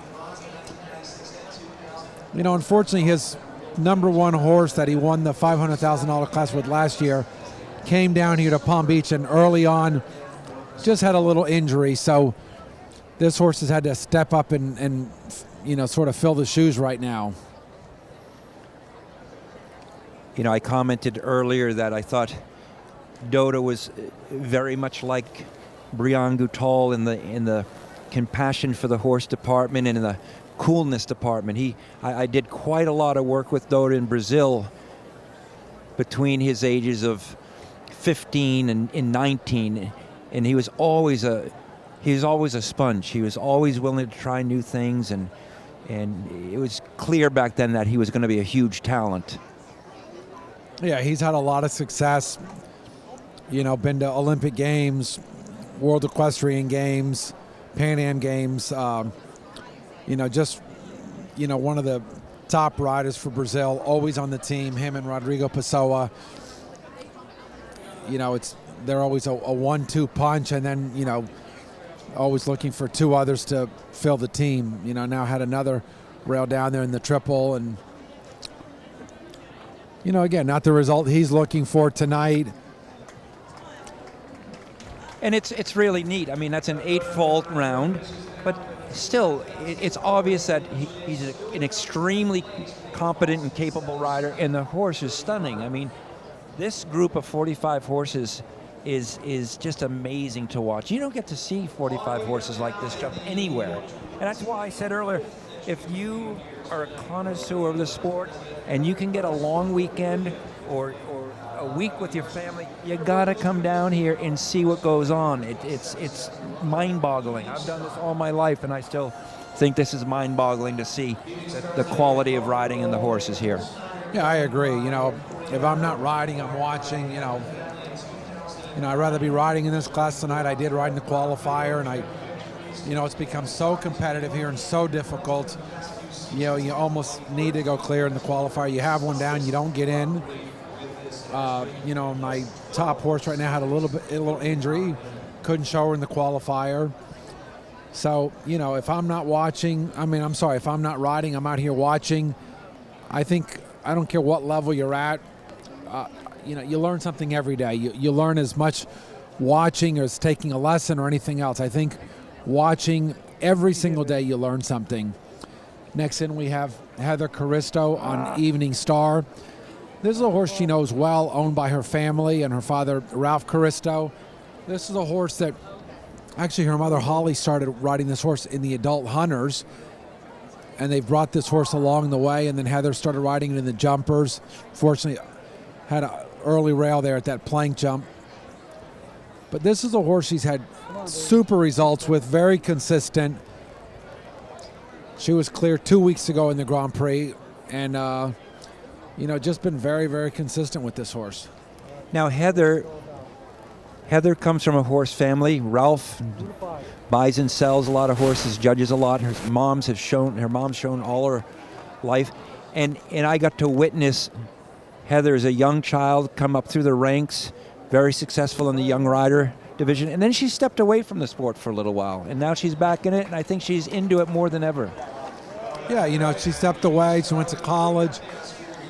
She runs a lot of marathons. She's, you know, really into fitness and runs a lot of marathons. And, you know, little by little she came back and kind of just played with it a little bit. Didn't want to ride too many horses in the business, and rode a couple, and that turned into a few more and a couple jumpers. And here she is back at it again, full force. Next in, you know, we just talked a minute ago about Doda being the winner of the $500,000 Grand Finale Grand Prix last year. Well, now we have Daniel Bloom, and he was the winner of the class 2 years ago with this particular mare right here. This is Sancha Lucia. This is a horse he rode in the Pan Am Games and the Olympic Games. This is a really, really top mare. I believe he bought this horse young, left it in Mexico, let them develop it a little bit, and then brought it over here, and as I said, took it to the Pan American Games and the Olympic Games, and This is a horse he's turned down a lot of money for. Everybody wanted to buy this horse after the Pan Am Games, and I think this is a horse of a lifetime for him. Yeah, so talk a little bit about that, Jimmy. When you're a young rider or young professional coming along, you're lucky enough to stumble upon a great horse, and people all of a sudden are trying to get their hands on it, offering you all kinds of big money for a horse. What do? How do you handle those situations? That's a tough thing in this sport. Nowadays with so many riders looking for that sponsor to buy them horses and trying to hold on to your top horse, this horse is owned by himself and his family. And, they can afford to turn down those big offers. And, if you want to do this sport at this level, you got to hold on to horses like this. He lost his stirrup there at that Artisan plank, and he's fighting to get it back. And had it down. Yeah. I think after that Liverpool, he maybe lost his stirrup and was trying to get it, maybe just gigged the horse as he was trying to get the stirrup, and the horse sort of ran off his leg and had that down, and then had the number 9 down as well. So I think what our audience needs to realize, these horses are athletes equal to top baseball pitchers or some of the top basketball players that are able to do exceptional things at particular moments. And once these athletes lose a baseline due to soundness or an illness, how is a rider and an owner going to feel? Yeah, just as you said, with a athlete, whether it be a baseball player, or a football player, basketball player, or a horse, you never want to be sidelined. And I think, you talk about injury.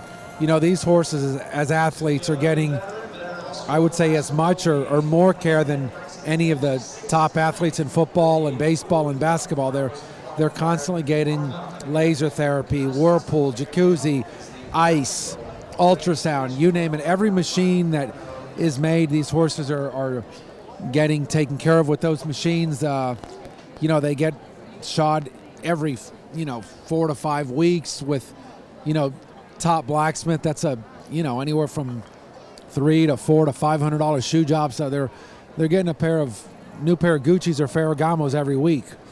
Yeah, or great tennis shoes. Yeah. Next in here we have Lauren Huff. This is a new horse to Lauren. She bought it during the summer. This is a horse, Reconnaissance. This horse has been really, really having a good circuit here in Florida. She had an unlucky rail in the qualifier, but jumped a very good round. Not what you call a big, powerful, scopy horse, but a very efficient jumper. Never gives you, 8 to 10 inches over a jump, but, very good technique, very correct jumper, and careful horse. And I don't know if you could see it on the live stream, but she really rubbed that Artisan plank, and she was lucky enough to have it stay up.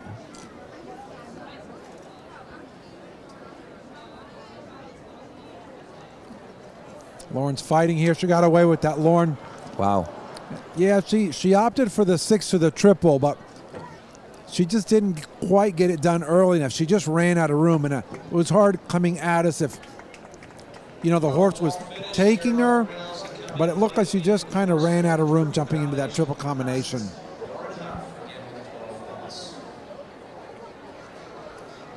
You could tell, coming head on, Lauren knew she was in a little bit of trouble. She got to a little deep to the A element, and she really started kicking and fighting to get out of the triple and had the back rail, and then from B to C it gets a little long, and the horse didn't quite step up to that distance and had that down as well. That was too bad. She was jumping a very good round, and then her reins got away from her a little bit, and then had the last jump down as well. Yeah, I think the way she met A going into the triple, as a rider, I would imagine B, from her perspective, looked quite far away. Yeah, I think it was. You could see her sort of flapping her arms and digging and fighting to get out of there. Oh, that's a very disappointing start for Paolo Santana and Talibé, having the first jump down. This is a little bit of an unconventional horse, very hot going horse, very aggressive, but jumped the first clear round in the qualifier on Thursday, and then, fell apart a little bit in the jump off. This horse can get a little bit unruly, a little flat, and a little quick. This is a guy I love doing business. Paulo is always an energetic guy. I'll call him on a Thursday afternoon saying I need to lease a horse for a kid on Friday morning, and he goes, "Whatever you say, boss." And he does it with a smile. I always love to see Paulo do well.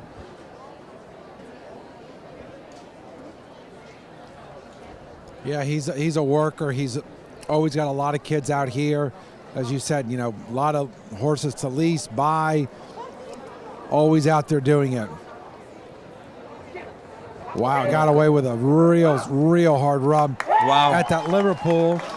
And kind of what a shame for Paulo. A quick 4-fault round. That was too bad. He had the first jump down and then had a long way to go after that. And got away with a very hard rub at that number 12. And it was interesting when I walked the course and I got to fence 1. It's quite an inviting jump. It's not a big jump. It's quite inviting. But I think the horses are dealing a little bit with coming in the ring, and like we talked earlier, the electricity of the venue itself is a distraction. But that horse really was jumped great and was ridden beautifully by Paulo. Yeah, that was a rough way to start and have to make it all the way around there after having the first jump down. Well, our next rider, now we're going to see the number 1 rider in the world, Scott Brash, riding Ursula. This is just a unbelievable jumper. This thing just, very bouncy canter, big jump. Jumped around the qualifier on Thursday with ease. Right off the bat, way up over the first jump. I believe he was second 2 weeks ago in the Grand Prix Saturday night. And this is just a very easy jumper, very light off the ground. Let's talk, Jimmy, a little bit about types and models of horses. This looks like a very light model. Back in the 70s, a lot of the imports that came to this country were quite heavy, but the sport's really come a long way as far as a refined horse. Yeah, this is definitely a light-going horse, very thoroughbred, light on its feet. This is a horse really, different riders have different types of horses they like or maybe they buy, but this is really a type for everybody. I don't know one rider out here that would say this isn't a horse for me. This is just a unbelievable jumper, great way of going, good mouth, good rideability, adjustable. This horse does everything exactly the way you'd want it to do. A little bit like Lauren, he ran out of room in the 6 strides of the triple, but came up with an unbelievable effort at the B element. Wow. Great. Wow. He couldn't have jumped any higher over that last That jump. horse was a good 10 to 12 inches over the last jump. Already that was a good 155 oxer, and the horse was 10 to 12 inches over it. So this is really turning into an exciting jumper for our crowd. We've got 4 right now, 4 very fast, quick horses. It'd be nice to get a couple more. And I really love the format that they've come up with, having the qualifying class on Thursday and whittling it down to the 45 that we're seeing tonight. And what would you consider an ideal number going into the jump-off? Well, for years we've talked about the PC, a perfect course. For a course designer, especially when you have big numbers. Tonight we're only seeing 45, but when you have big numbers, they pin 12. So a perfect course would be 12 in the jump-off. They give 12 ribbons, they pay 12, so 12 would be the ideal number. Here tonight, I think, anywhere from 8 to 10 would be nice for the course designer and definitely for the crowd, so they see a good jump-off. Here we're going to see a past number 1 rider in the world. This is Eric Lamaze, gold medal from the 2008 Olympic Games with his superstar horse Hickstead. And this is a new mount for him. This is Power Play. This is a horse they purchased the same time they purchased the horse that Tiffany Foster rode. Who's one of our 4 clear. Yeah, just jumped in there a little weak into that double. Horse landed shallow and just didn't get to the back rail of the B element. Now, Jimmy, when a horse competes at this level, what's the average age? Are these 8-year-olds, 9-year-olds? What's a good age for a horse at this level of World Cup show jumping? You know, I would say nowadays 8 is a little young. I think 9 is even a little young. You see the odd 9-year-old back in, I want to say 2004, 2008, when we saw Authentic and Sapphire jump in the Olympic Games. They were both 9, which was young, and they were maybe a little green at that time, or so, you know, at least we thought they were. They were both amazing in those Olympic Games. We took home the gold medal, but that was a little young. But, you know, nowadays I think anywhere between 10 and 14 is really prime age for these horses. I notice it at the major finals. We've talked about them in the past. World Cup finals, Olympics, World Games. I notice a lot of horses being in their teens. They seem to be very seasoned at their job. Yeah, I believe last year when Beasley was the World Cup champion on Simon, I believe Simon was 13 last year. I think now he's turning 14. And that horse, you know, jumped, I believe, 5 rounds over a few days and didn't seem to struggle. I think, you know, anywhere, you know, 10 to 15, I think is ideal.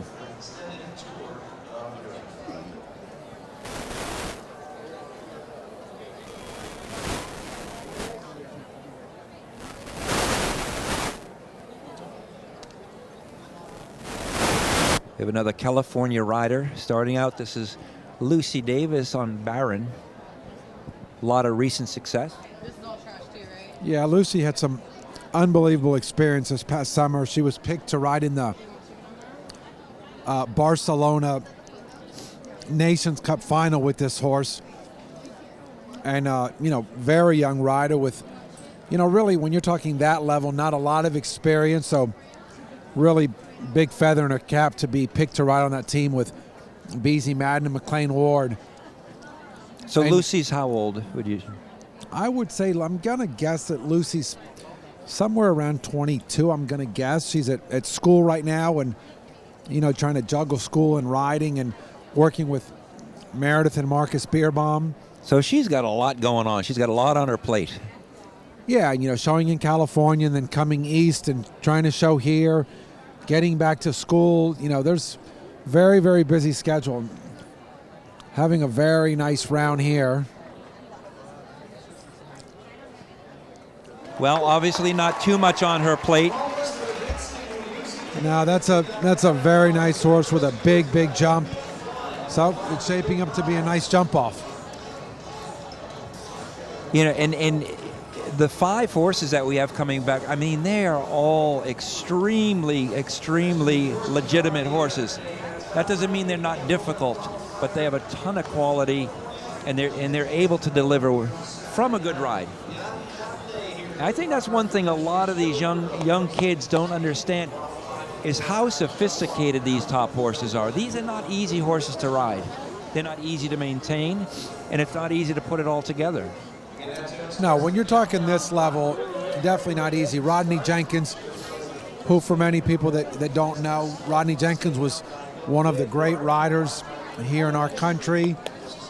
You know, Rodney used to say back in the day, you know, they all had something. You know, they all were a little difficult. You know, when you're talking this level, they don't ride around like equitation horses, and that's where the riders got to dig in and fight and get it done. It's not about who's the prettiest rider or posing. So, you know, they all have a little this, a little that, and you got to deal with it. Next is a Canadian rider, Jan Kandel on Showgirl. I mean, Jan, I've watched him for many, many years like you, and he can do amazing things on difficult horses. Oh, yeah, Jan's a very, very strong rider. Unfortunately, has 2 early rails, fenced 6 and 7 down. This is a horse that was previously ridden by Jonathan Aslan from Spruce Meadows, and they got a group together to buy this horse for Jan, I think, with the WEG in mind. And, you know, I think that's the goal is, you know, put together a partnership so Jan can ride this horse in the WEG in Normandy. Choosing to do the 6 on the way to the triple. Yeah, that didn't quite work. He maybe oversteadied, and it got a little long for him, and the horse sort of nosedived a little bit into the triple combination.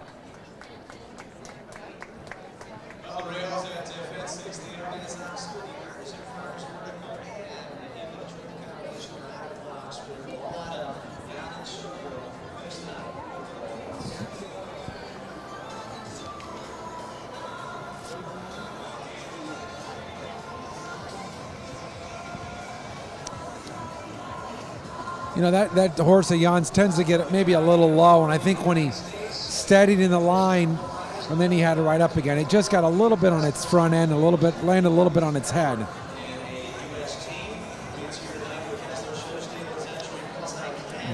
Next in, we have one of our another superstar, Reed Kessler. Again, got, youngest rider riding the Olympics, I believe at the age of 18. She rode, this is not the horse she rode in the Olympic Games, she rode Solana. This is a new mount for her. This is 'Cause I Can.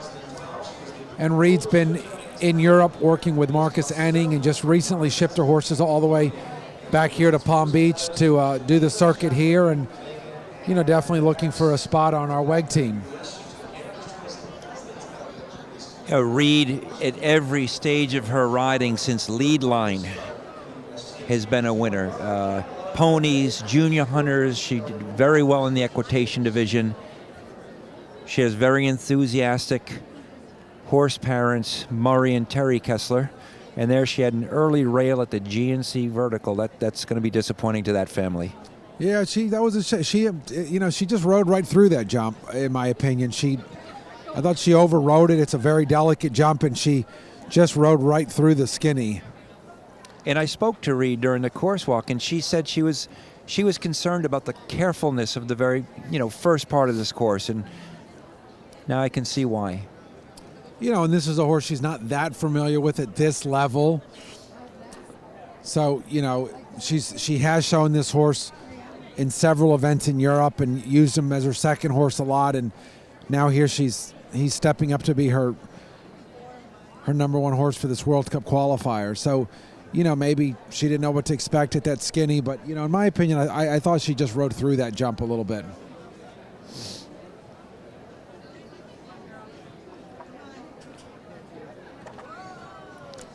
I thought she rode that well. The horse just sort of fell out of the air at B.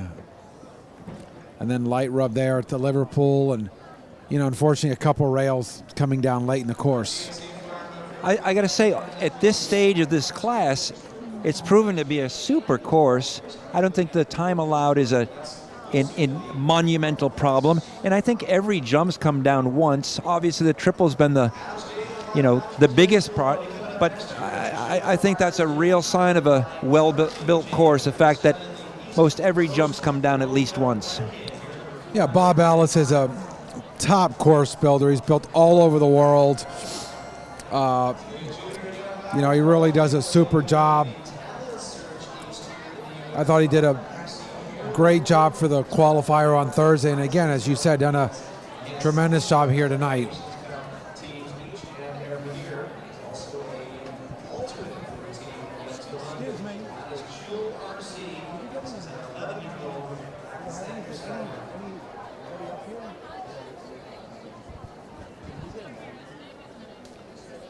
Here we're going to see now Charlie Jane with Chill RZ. This is a really rangy, scopy stallion that Charlie rides. This is a horse that Charlie was picked to be the alternate for the last Olympic Games.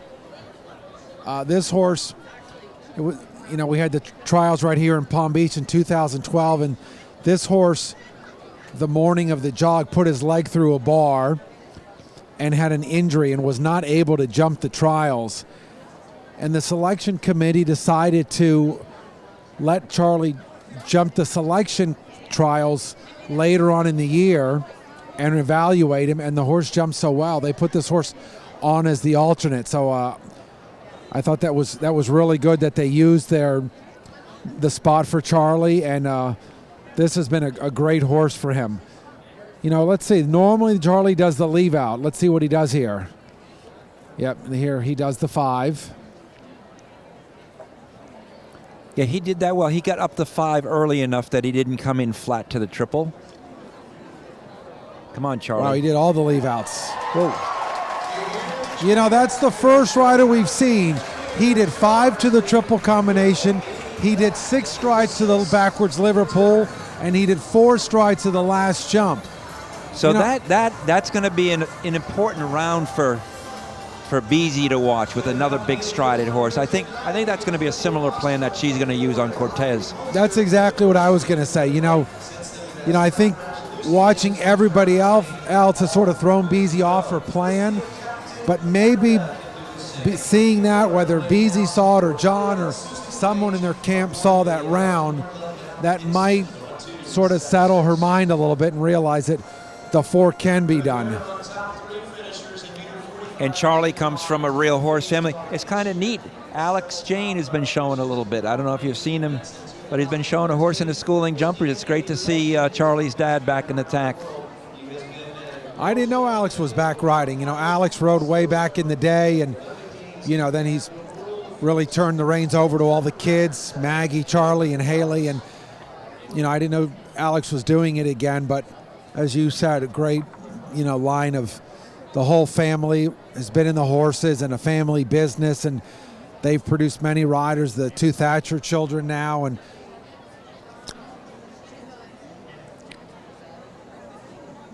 next in here we have Captain Canada, Ian Miller. Ian, I believe, has a record. I believe he's ridden in, what, maybe 10 Olympic Games, Frank? Yeah, I believe it's 10. And unfortunately, this is not going to be his night. He had the John Deere Fence 3 jump down, the light plank. But Ian, I mean, he's proof that you can do this for a long time. Yeah, I mean, Ian is, you know, a lot of people ask, you know, our non-horse friends say, oh, how long can you do this sport? You know, Ian in his 60s and still as fit as can be, hasn't lost anything in his riding. No, he's still elastic. He still has great coordination. He has great timing. Great feel. You know, he's having a few rails down, but not because of his riding. You know, the round did not go the way he planned, but Ian really still a top rider.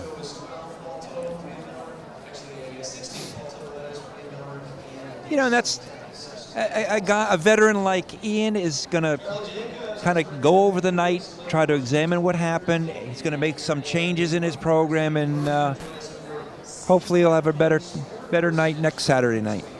Yeah, we'll see Ian back next. Here we have Charlie Jacobs and Flaming Star jumped a double clear round in the qualifier and had a nice ribbon.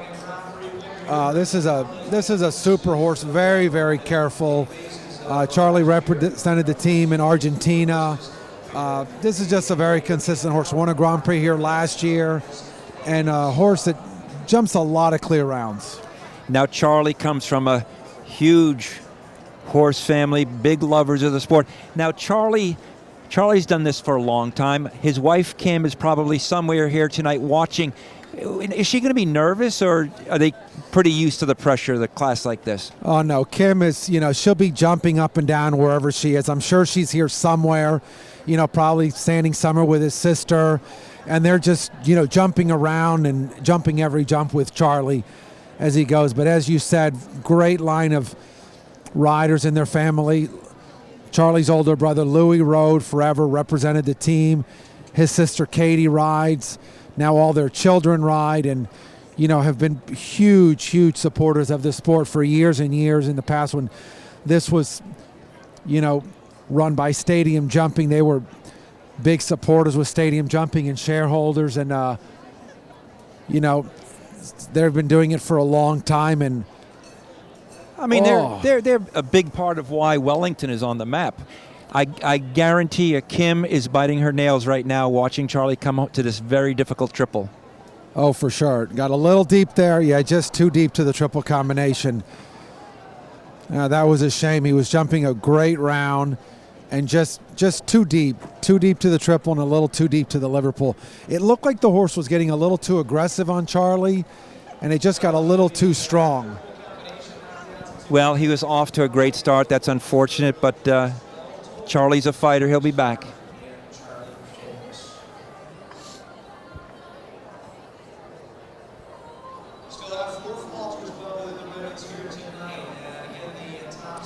Now we're going to see Keen O'Connor and Carol Z, another Irish rider. Keen is a veteran, Olympic Games. Yeah, I mean, ridden all over the world, won all over the world, rides all different types. He's come here now for a few years. The first year he came to Wellington, came for the Nations Cup, and, back in the day, they would send riders over and sort of wing it and ride barred horses. And I actually lent him a horse the first time he came over. I had a mare Cecilia, and I lent Keen that horse so he could ride on the Nations Cup team. And now he's come here a few times with a few of his own horses, and always one to watch and one to look out for, because he really knows the sport, knows the game, and if he's in the jump off, you need to look out. Yeah, Keen's a very strong, accurate, tough rider. Earlier today, about 1 o'clock, I said, Keen, is it too hot for you? How are you holding up? And he goes, well, how do you think I'm holding up with this body? So I said, well, how do you think I'm holding up with mine? And unfortunately, Keen's going to call it a night. So, and conditions do change a lot. I mean, 1 o'clock this afternoon in the sun, it was extremely hot. I think it was about 85 degrees. And tonight it's gotten quite cool. What would you say? It's in the low 60s at this point. Yeah, it's cool tonight, especially up where we're sitting. But earlier today, I don't know if it was in the 80s, but it felt like it was 100. It was very, very hot. The sun was out and very humid. So, that was a shame. His night ended early.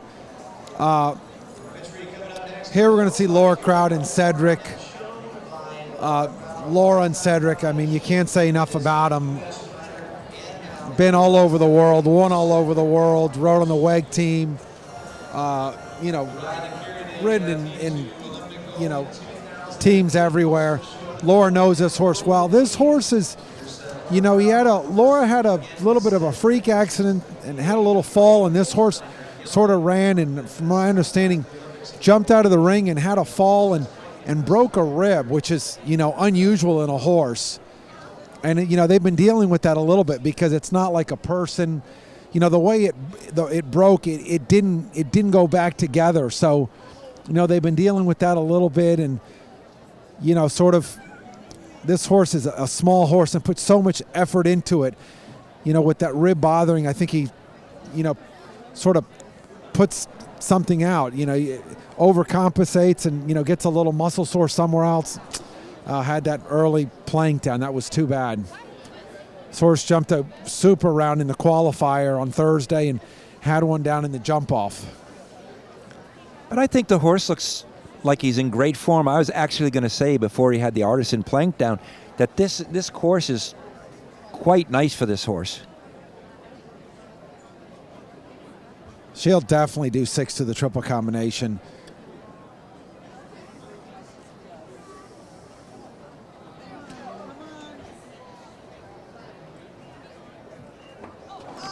He really had that jump and the last jump as well.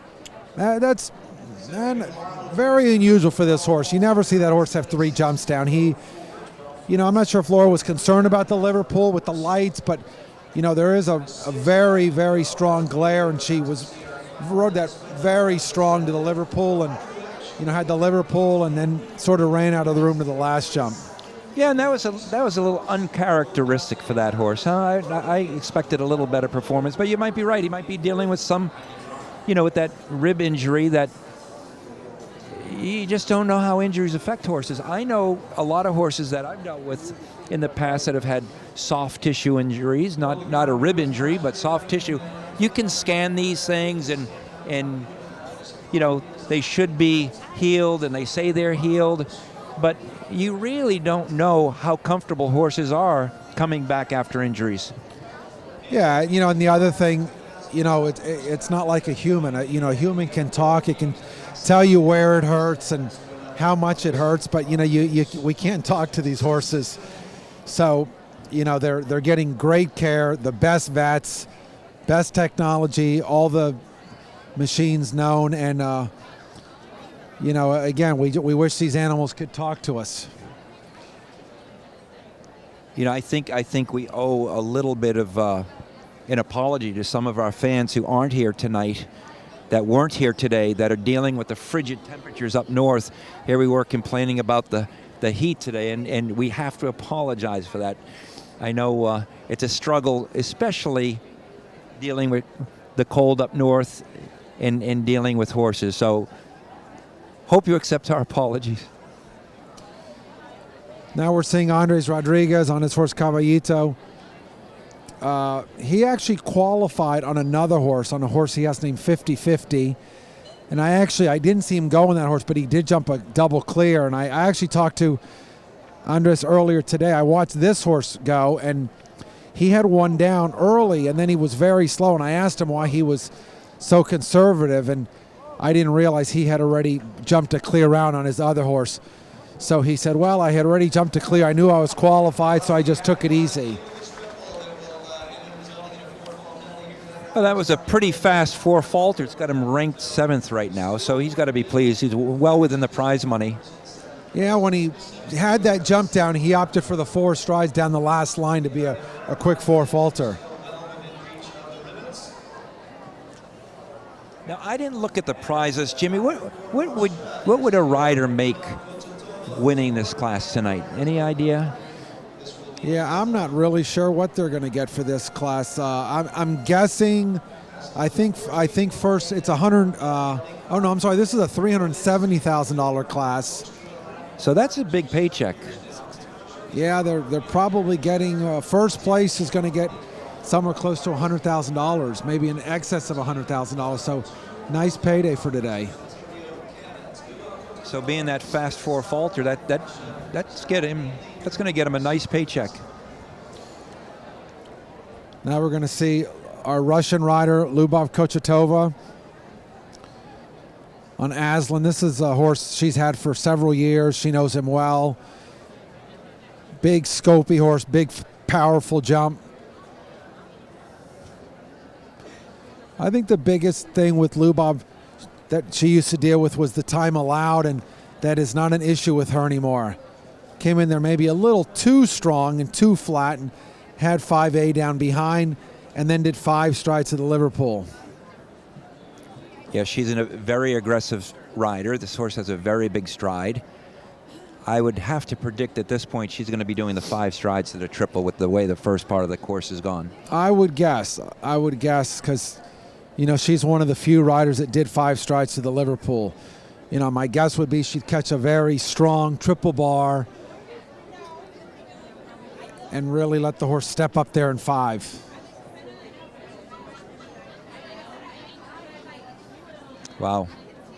This is an extremely scopy horse. And then again here she's doing 6, and 4 home. Wow. A little bit of a slower 4 fault round. She's ranked 11th right now, but well within the time allowed. So she, like Jimmy said, she's really figured that part of the sport out. Yeah, at this point she's hanging in there for a ribbon and a check.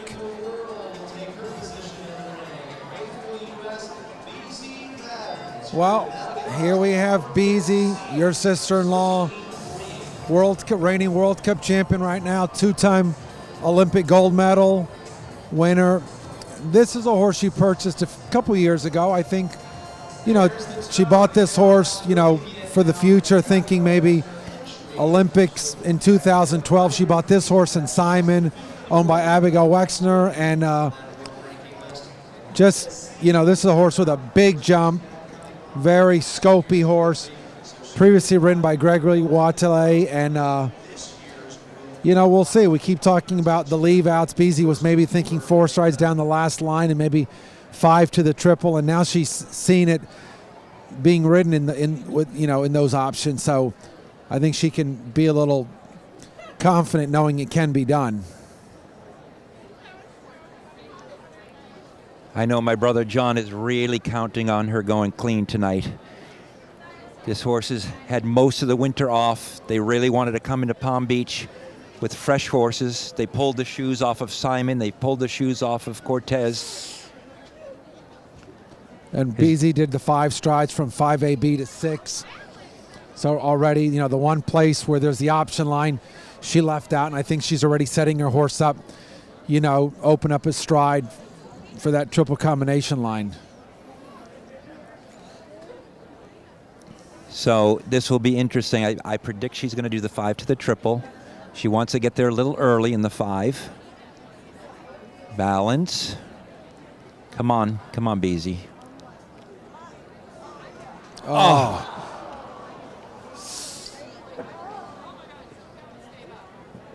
And you just heard the crowd. Yeah, that was really disappointing. Too bad. I mean, she did I thought she did that really well, and the horse just didn't finish behind. And I think when BZ realized she had that rail, she got a little distracted and didn't quite pick up on the 6 strides to the fence number 12 and left really long to that Liverpool. It almost looked like the horse could add another stride. That was a shame, but I believe that was maybe the fastest or one of the fastest 4-fault rounds we've seen. Yeah, that's got her ranked. BZ's notoriously fast, and she never looks that fast. No, I mean, one thing about BZ, and like you said about McLean, they're just beautiful style, perfectly in balance with their horse. Everything's smooth. They're always quick, but you don't even notice that. You know, they're always within the time. They're always quick, and it just you never see anything happening. Here we have Katie Dinan. This is another young rider that, you know, got picked to ride in that Nations Cup final in Barcelona. This is her superstar horse, Nougat de Valet. I'm assuming Katie must have been pre-qualified for this class because she ran into some trouble on Thursday. She did not have a good qualifier on Thursday. You know, this is a superstar horse, and for this horse and for her, it was a catastrophic round. You know, she had a crash and a couple rails, and it just didn't go the way that she had planned. And now again, we have an early rail. She just recently started working with Beat Manley from Switzerland. So I'm assuming she must have been pre-qualified for this event because that round on Thursday wouldn't have gotten her in. Yeah, this horse is just such a clever horse, and it's such a great match.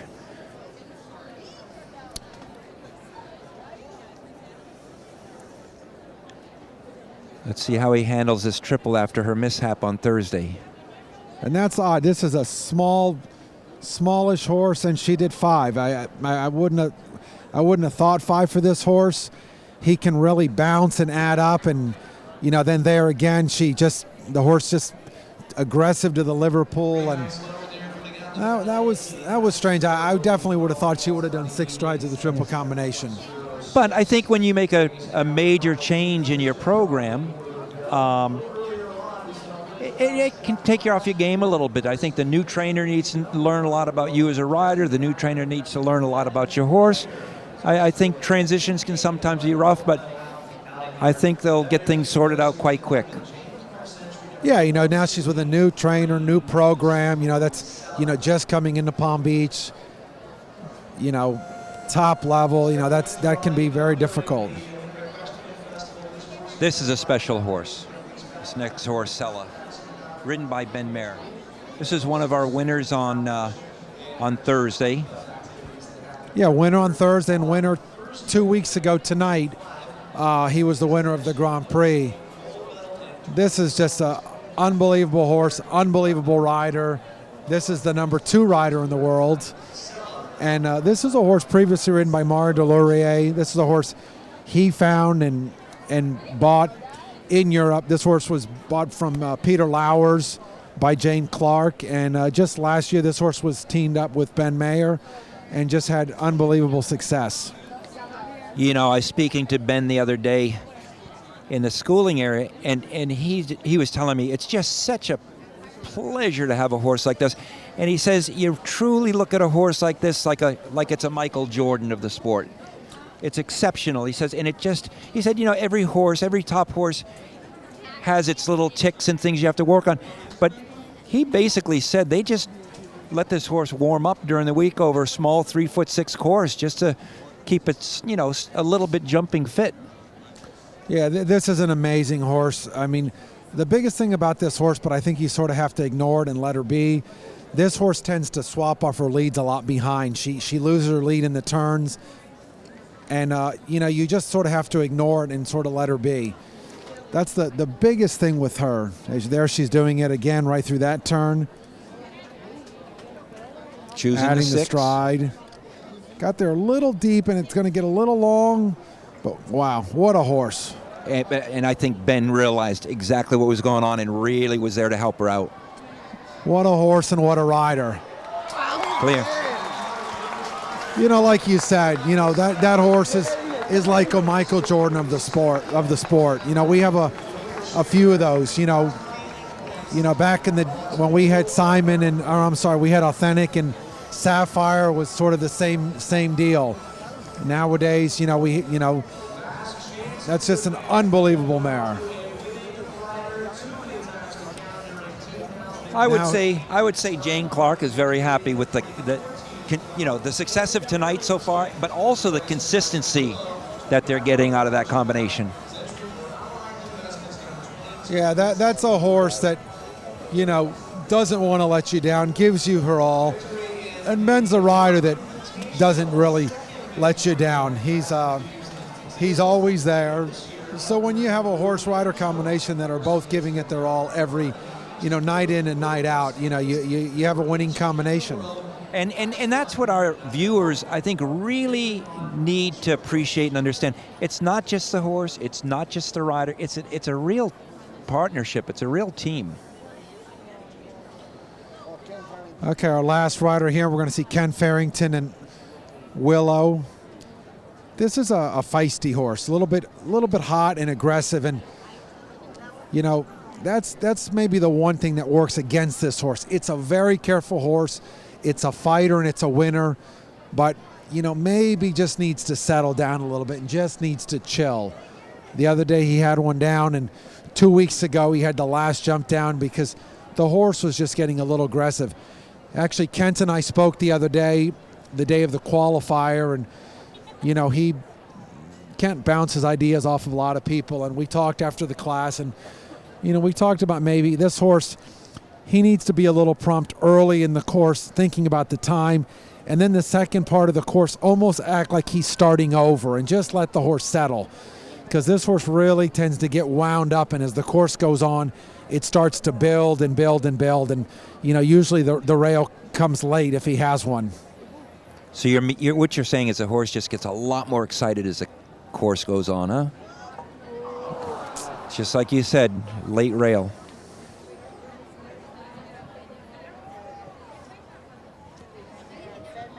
That's a shame. Yeah, that was too bad. And especially being the triple combination and the horse wanting to get a little aggressive and a little quick.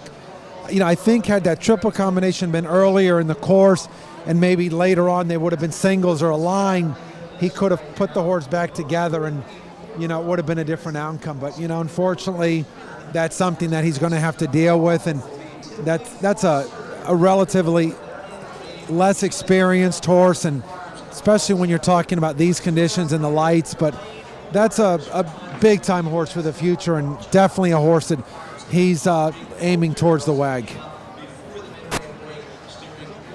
I mean, this has been a great class for our crowd tonight. What do we have, a total of 5 or 6 coming back? It's a great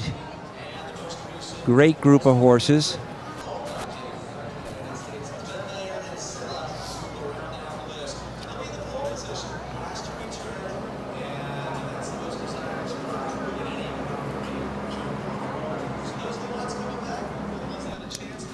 So at this point, we've got our water truck out. We've got our tractors working on the footing. They've taken a few jumps out of the ring. They're preparing things for the jump off. And I think one of the things that makes this such a special place is this footing rides very fast. We've seen some incredible jump offs over the recent years in this ring. Yeah, nowadays with this new footing and this footing with the fiber, the horses can really run and turn. You know, that's one thing. I spoke with Leopoldo Palacios, one of the course builders, and that was one thing he talked about. And he says basically all the horses and all the riders can run full tilt. They can run on the straightaway, they can run on the turn, where, you know, on the grass, it's a little different. You can run, but you got to set your horse up on the grass and, you know, worry about the slip. But here, it's just everybody can run as fast as the last rider. Yeah, I think when you're on grass and you're dealing with Mother Nature, like rain, oftentimes you're able to go as fast as the bad conditions let you go. Here, it's different. You can go wide open throttle. Yeah, and especially when you're talking in the rain, you know, when we're jumping in the rain and on grass, you tend to be a little cautious and a little conservative because, you know, definitely the horses tend to slip in the rain, even though we do use studs or cocks in the shoes, you know, just like, you know, a baseball player would use cleats. But, you know, on this footing in the pouring rain, they can still run full tilt. Now, do you normally put studs in your horses to compete in this ring, or do you go without them? I personally do not, and I think most of the riders don't. I think this footing doesn't have a lot of give to it. You know, where in the past with the old, just basic old-fashioned footings, the footing had a little give, and the horse's foot could sort of land and slide a little bit. And you know, this new footing doesn't have a lot of give, so I personally don't like to put cocks in, and you know, because I think you avoid injury. I think the cocks, you tend to worry a little bit about injury with the horses. Right. I mean, something's got to give, and if the footing doesn't give, it's going to be soft tissue that does the giving. And I'm in agreement with you. We don't use studs in our horses either. There's really no need for it. You know, I think different trainers and different professionals have different theories and, you know, different programs. And I'm sure, you know, I know last year talking with Frank Chapeau, and I know when they had Little Big Man on this footing, they like putting studs in that horse. And I think everyone has different beliefs and different reasons why they do things. But for me personally, I don't like a stud on this footing. So while they're preparing the ring for our jump off, what's going through the minds of the rider? And is there a big advantage going early or late in the jump off? Well, I think for sure going late, you're at a big advantage. And as far, you know, Ben Mayer's walking by us down below here, so I think the only thing going through his mind right now is he's going to watch a few. He's sitting on a superstar horse, so it looked like he walked around the side of the ring here to sort of catch a different angle of the jumps and how he's going to ride the course. But you know, unfortunately, the first rider really has to go in there and lay it down, and you know, hope he goes in, lays down a clear round, and make the other riders come after him. So let's just say the first riders go and everybody has a rail down. What's the strategy of our final jump off rider? Well, you know, we had a similar situation happen 2 weeks ago. I believe we had one or two clear. We had 10 or 11 in the jump off and only 2 double clears. And Heather Carista was the last rider in the jump off, and she asked someone's advice. Said, should I go for the slow clear and try to be third, or try to go for it and, you know, maybe worst case slip into third or fourth? And, you know, the advice they gave her was, go slow and try to jump a clear and be third. But as you know, at this level, trying to jump clear again is just so difficult. You know, me personally, when I talked to her dad the next day, and he said to me, what would you have told her? You know, I would have told her, go for it. You know, go for it. Worst case, you have one down. Worst case, you're going to be third. You know, on that night, she ended up 7th, I believe, because not only was she had one down, but she was a slow 4-faulter. So, you know, it's so difficult to decide your strategy and, you know, how it's going to work. So we'll have to see. You know, that's happened to me, and it's so hard to keep it all together. And have the horse pull through for you and jump a double clear. No, and that's a tough spot to be in, just to go around clear in the jump off under the time allowed. Because if you have a late rail in the jump off, you have no shot. You have no shot. I guess if you had an early rail in the jump off, you might have a chance to, make up some time. I always say you can't, whether it be trying to make the time allowed or trying to, as you said, you have an early rail and then trying to be fast. You can't play catch up at the end of the course. So that's if you have that early rail, maybe you can step on the gas and still be quick. But if you're trying to go for that slow, conservative clear and you have a late rail, you've kind of cooked your goose.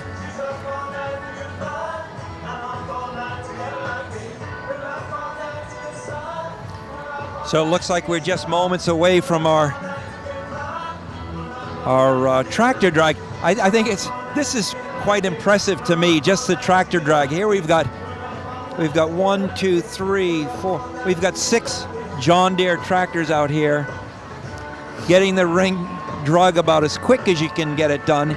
It's nice to have John Deere as a sponsor here at the Winter Equestrian Festival, and it's great to have their presence in the ring, getting our surface beautifully prepared.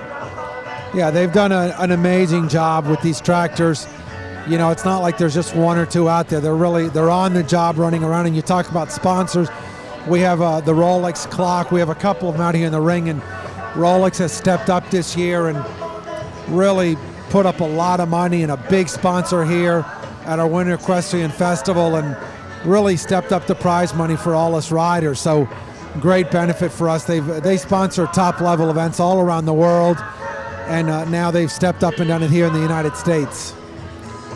And I think one of the things that Mark Bellissimo has done that's been great for the sport, he's really turned it into a spectator sport. It's a very user-friendly environment here. I think anybody could bring their family out to the horse show, enjoy the music, enjoy the nice weather, enjoy the great show jumping, and it doesn't turn out to be a long, drawn-out, boring thing for some of the family members who aren't so involved with the sport. So it's become a real user-friendly spectator sport. Yeah, and as you said, narrowing it down to 45 for tonight, like you said, it's not a drawn-out night. Okay, for me, it didn't work to my advantage because I didn't make it through that qualifier, but I think to try to run 100 horses here tonight really would just get boring and just too long an evening for the spectators. And out of that 125, there's a lot of top horse rider combinations that didn't make that top 45 for tonight.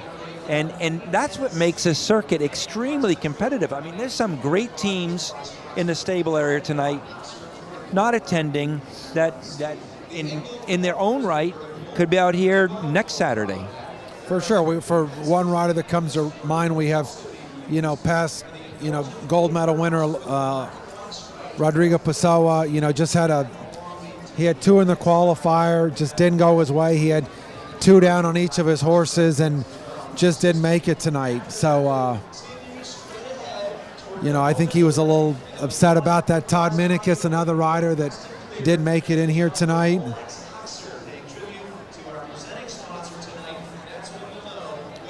Well, here's Thursday's winner, Tiffany Foster.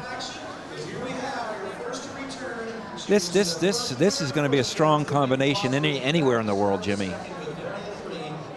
Yeah, this looks to me like a horse I'd like to ride. I mean, we were talking about Scott Brash's horse. That's a horse that really I don't think there's one rider that would say they wouldn't want to ride on that horse. And this looks like a really nice horse. I mean, you just watch him galloping around the end of the ring to the first jump, and you already like this horse. The horse has a great gallop, big, rangy canter. The only disadvantage she has is going first. Maybe so fence 1, fence 2 is the Artisan Plank, directly to what used to be the triple. Now it's just B and C of the triple. Such a class horse. Wow, she did 5 strides of that Liverpool, and the horse gave her a foot. She jumps this Oxer, which was not in the first round. And this should be 8 strides down the last line. Great effort. 2, 3. It got wow, she did 7. Wow. You know, I don't think all the riders were necessarily thinking 7, and that's a big stride at a horse, but the fact that Tiffany did it, it almost forces the other riders to do it. You know, especially when you talk about the horse Scott Brash is riding and the horse Ben Mayer is sitting on. You know, those horses can really gallop and leave out stride, and now that they saw her do the 7, I think we might see that again. We had that same exact line in the class earlier in the Amateur Classic, and they all did 8 strides, but they've really opened, you know, Tiffany opened up the stride and did 7. And that tells me 2 things. One, like we just mentioned, the footing here in Palm Beach is incredible and what it does to a horse's stride. And 2, Tiffany really trusts that horse, and it's a great partnership. And it looked to me like her plan was to do 8, and within a nanosecond she said, I can do 7, and trusted it. I agree. I think when she was halfway down that line, it definitely looked like 8, and all of a sudden on about the 4th or 5th stride, she decided she could do 7. But I just can't imagine that anybody would let that horse out of their country. Oh, wow, that was very, very uncharacteristic of this horse and rider. This horse is not a horse to have a refusal, and McLean, a very accurate rider. That jump is, we can't see it. It's behind that big palm tree and those fidelity standards, so we can't see that jump. But I'm just going to assume McLean got there to a good distance because he always does. I'm not sure what went wrong there. It looked to me like he really was so direct from 1 to 2.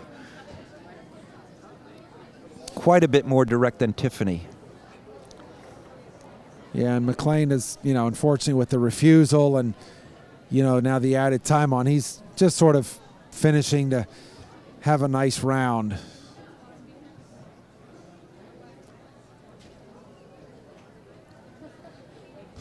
Yeah. McLean did 9 strides down the last line. He didn't crawl around the rest of the course, but he didn't step on it either. That was a shame because the horse didn't touch a jump. I'm not sure what went wrong there, unless, as you said, he was on such a severe angle jumping into that palm tree and those standards. We can't really see from our angle up here. So that one will go in a second, of course. I think Tiffany put a lot of pressure on these ladder riders. The biggest thing is Tiffany made it look effortless. I mean, she did it so easy. The horse was, she did 5 strides to fence 12, which I think everybody was planning 6, since everybody, or most of the riders, did 7 in the first round. So I think they were thinking the leave out was the 6. And then Tiffany throws them off by doing 5. And then the last line, I think they were thinking 8. And she's really got them scratching their head by doing 7. Now we have Audrey Coulter. She was great at fence 1, very direct to fence 2. This will tell a lot what she does for striding here. There she added. That's about every stride is relatively half a second. But she was pretty quick to that oxer. She's really galloping across this field. This is hard to stay up running that fast. I don't think this horse had the stride of Tiffany's. She got it. She added strides, but it was quick. She really galloped. I thought when she landed after that number 12 jump, she was very quick to the next oxer, and she was very fast across the ring to that vertical at the end of the ring. And the sport's not as simple as just counting strides, is it, Jimmy? No. It's if it was that easy, everybody would just be on an even playing field. She was so quick everywhere. That's a faster going type anyway. Even though she added the strides, it's just a faster type of a horse. I mean, that horse, that reminded me a little bit of a quarter horse, the way she rode that. Unbelievable horse. Watching those two horses, probably, for me, I'd probably like the ride on Tiffany. My wife would probably like the ride on Audrey's horse. So Both just unbelievable world-class horses.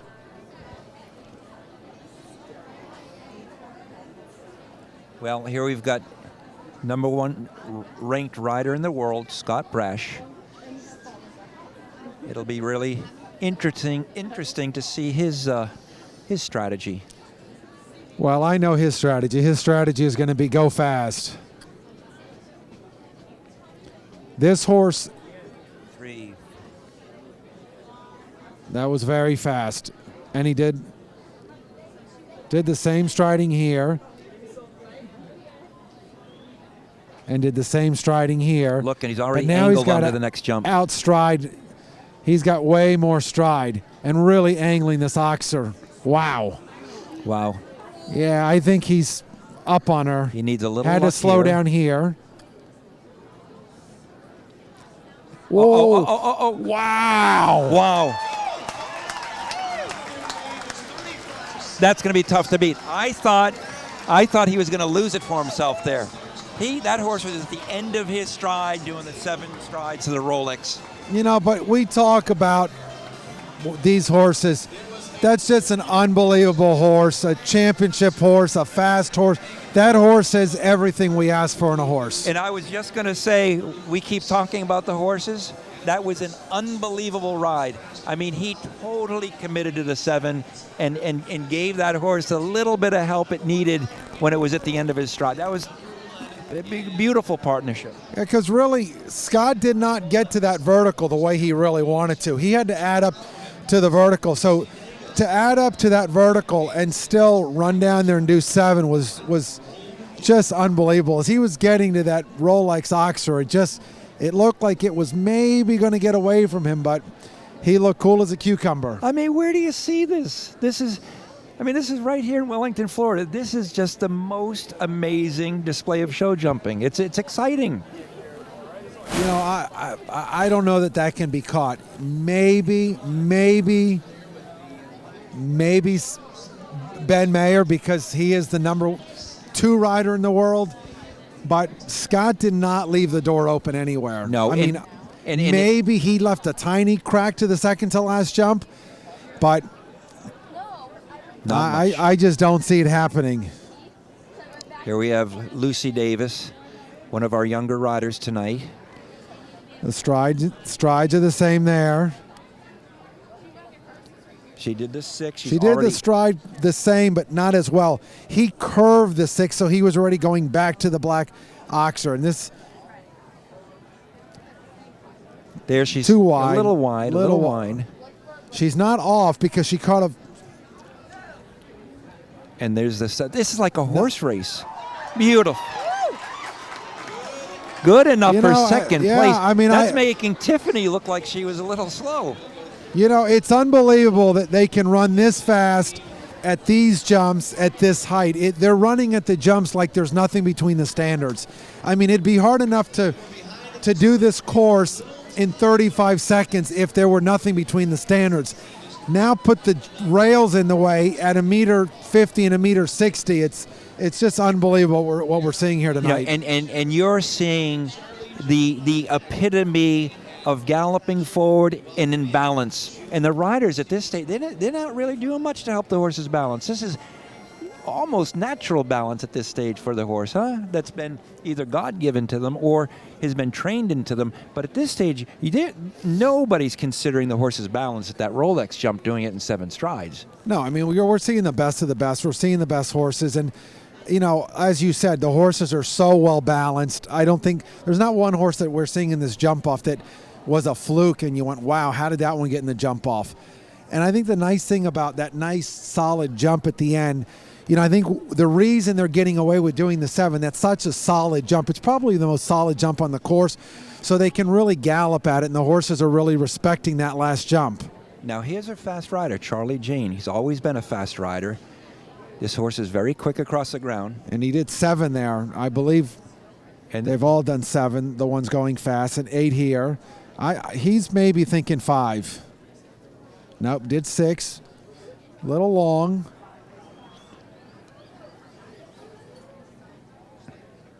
He's got to really gallop here. Here's where he's got to go. They caught this well, Now, Oh. 8 strides. Did 9 eight, strides. did 8. Yeah, I mean, that was a little quicker than I actually thought. I get the impression Charlie's horse was just pushing back a little bit. What's amazing to me, though, is like you said earlier, how these horses go at this speed and jump that well and that careful. Yeah, but I gotta say I'm really surprised. Charlie is definitely one to leave out strides in a jump off, and he did 5 strides of the Liverpool earlier, and he did 6 and 4 down the last line. I'm really surprised. I would have bet money Charlie would have come home in the 7 strides. He must, when he landed, he just must not have seen it. It just didn't feel comfortable to him, because he's definitely one to leave out strides, and that's a big, rangy horse. Yeah, and Charlie has always been the kind of rider. I think he's totally in tune with his horses, and I agree with you. He probably just didn't feel it. Here comes Ben Mayer on Sella. This should be great to watch. And he's already galloping at fence 1. 1, 2. And he's doing the 7 like everybody else. On a curve. We're not talking on a straight line. That's a curve. And did the 8 like everybody else. He's going to curve the 6 like Scott did. Yeah, he rode that exactly like Scott. Got away with the rub. There's that cross. Now he's really got to gallop here. Really has to gallop if he's going to catch him. And he caught this like he wants. He's got to come 7. in. He's got to do it. Oh, no. Oh, no. Oh, my God. That was wow. unbelievable. That was unbelievable show jumping. How did he do that? 2 big Saturday nights that Ben has taken Scott. Ben basically lifted and threw that mare over the last jump. I don't know if the viewers could see how far away he was from the last jump. That was just unbelievable riding, unbelievable horsepower, and unbelievable show jumping we're seeing. And to have Rolex involved, to have that as a last jump and a jump off, I believe that horse left 20 feet from that meter 50 oxer. Oddly enough, you just said that. About 20 feet in front of that last jump, there's a Rolex clock. And I believe that's about where that horse left the ground. That horse showed unbelievable scope, unbelievable range, and unbelievable heart to leave the ground. Okay, it's got Michael Jordan on its back, but what an unbelievable effort that horse had to make at that last jump. Jimmy, you do this week in and week out. What is that feeling like to gallop down that line in 7 strides, to be that far away from the Rolex oxer and believe that horse is going to be in tune with you and leave the ground, and not only leave the ground, but be able to jump that jump clean? Well, I'm going to talk to Ben, whether it be after this class or tomorrow, and I don't think there's any way he can tell me that he was totally comfortable knowing that horse was going to leave the ground the way it did. I think for 1 split second, he had a lump in his throat galloping to that jump. Yeah, I think that it was one of those, oh my God moments. I hope I'm doing the right thing. And that's one of those moments. That's one of those moments that you say to yourself, this, if it doesn't work, could get real ugly. Yeah, that's one of those things, you're a hero or you're a zero, but you're talking about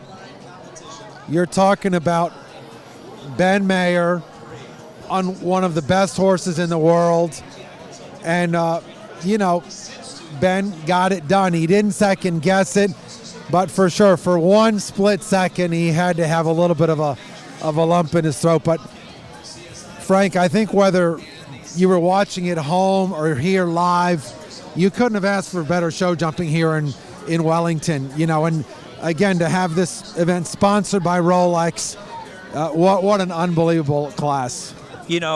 McLean had a little misfortune tonight. Maybe got a little ambitious. He knew he was up against a lot, but there was not a rail down in a jump off. That was just flat out galloping and just one of the best displays of show jumping that I've seen in my lifetime. I think, we used to talk about having a Sunday horse. That meant, a Grand Prix horse that went on Sunday, because basically everything went on Sunday. And now they've turned into Saturday Night Lights. And it's really become an event here. The riders, we can really focus on just Saturday night. We don't have to run around training our students at the other rings. They can really focus on this one class. And the spectators come out, and they're, as you see, they're coming out in full force every Saturday night here, and they're getting a real treat watching these horses and riders compete. And don't you think in a venue like this on a Saturday night,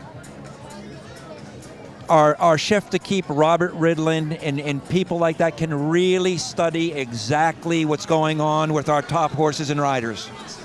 Absolutely. I mean, I think, this is one of the classes that, I think Robert and the selectors are already watching. You're talking about, the top American riders are riding their top horse, the horses that they have geared for the WAG. Maybe one rider that comes to mind, maybe Reed Kessler's not riding Solana, but, maybe that's one of the few. But I think for sure Robert and the selectors are watching, and just what an unbelievable class, unbelievable event. The only thing that's disappointing to me is that, I didn't have the opportunity to be riding here tonight, but what an unbelievable night of show jumping.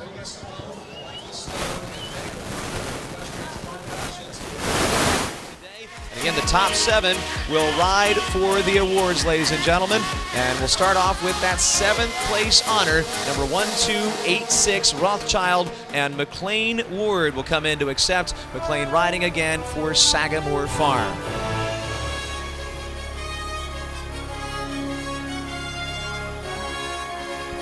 Gustavo Marcia once again joining the FTI Consulting Winter Equestrian Festival family this year as our ringmaster, and he has just saluted McLean Ward on fifth there as he was the 7th place finisher with Rothschild.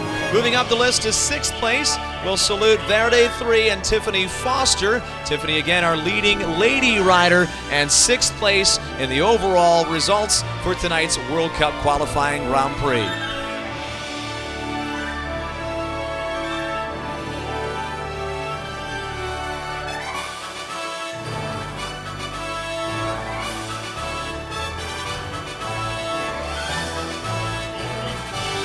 Fifth place coming up next, as 47.59 is the number of Audrey Coulter in the Copernicus Stables entry at Corte. She was also clear, 37.52 her time for 5th place.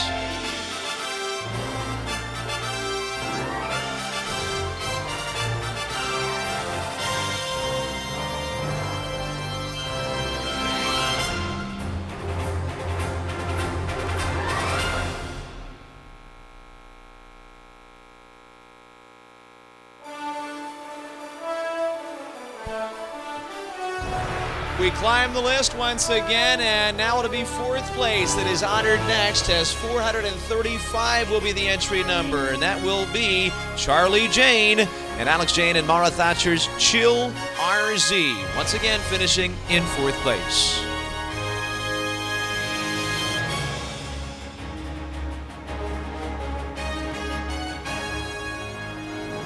Charlie Jane came into the night as 7th in the East Coast standings for World Cup qualifying points. And of course, tonight's placing in 4th should certainly help him to move up that list. We have 3rd place honors going out next. In 55.50, the Old Oak Farm entry shown by Lucy Davis was Baron, number 55.50, again in 3rd.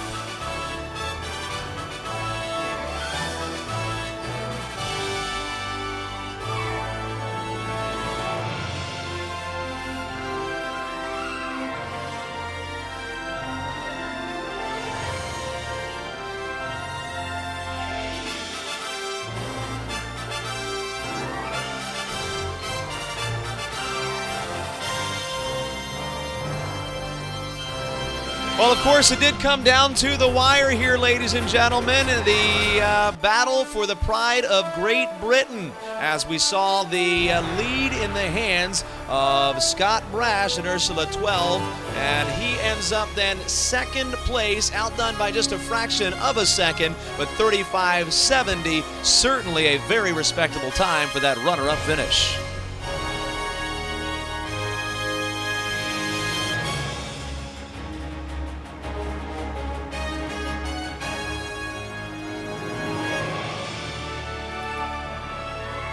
Scott Brash, the leader, right up to the final effort over the course, and it was his countryman Ben Mayer who steered clear with Sella, beating him out by a 0.4 second differential. Sella will be the winner.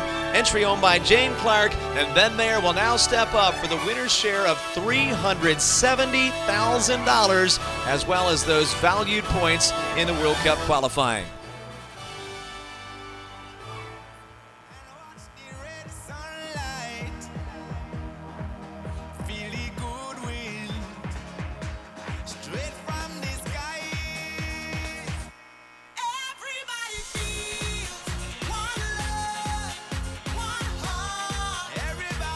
Again, Rolex representatives Peter Nicholson, Vice President, Director of Communications of Rolex Watch USA. Also Mark and Catherine Bellissimo here for Equestrian Sports Productions. Michael Stone and Meg Kruger also on hand to salute that winning rider.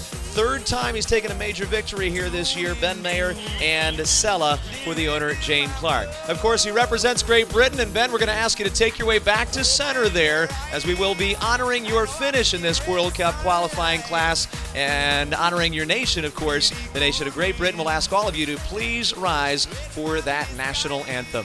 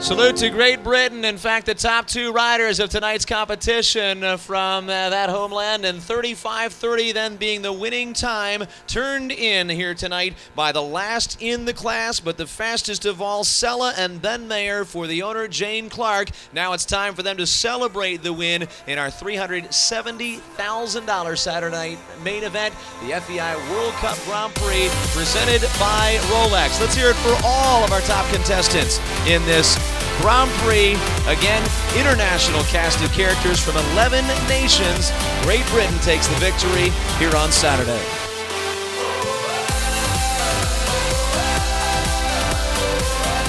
A Ben Mayer win with Sella, Scott Brash, and Ursula 12 finishing up in second place. We had Lucy Davison Barron again for third. Your fourth going out to Charlie Jane with Chill RZ. That fifth prize to a Corte, the Audrey Coulter ride. The sixth to Verde 3 and Tiffany Foster. And again, McLean Ward and Rothschild in seventh place. Also jump off qualifiers tonight. Turn the crowd up now, we'll never back down, shoot down the skyline. In addition to the top prize money brought to us this evening by presenting sponsor Rolex, our winner of today's Grand Prix also picking up a Nespresso Cities machine generously donated by Nespresso, and a bottle of Perrier Jouet champagne, official champagne here at the FTI Consulting Winter Equestrian Festival. A salute to that winner one more time as they take the final pass back to the gate there. And again, we wrap up our Saturday evening activities. Sunday will be the last day of our Week 5 events here at the FTI Consulting Winter Equestrian Festival. Start time of 8 o'clock tomorrow. It'll be the Sleepy Pea Ranch High Junior Jumpers first up. And after that, we have made a bit of a schedule change. We're going to have our Parade of Champions starting at 10, a lead line for the youngest stars of the show ring at 10:30, and we'll follow that with our 11 o'clock Suncast Meter 50 Classic. So we hope you'll be back with us for more great show jumping action in our Sunday finale for Week 5 here at our winter competition.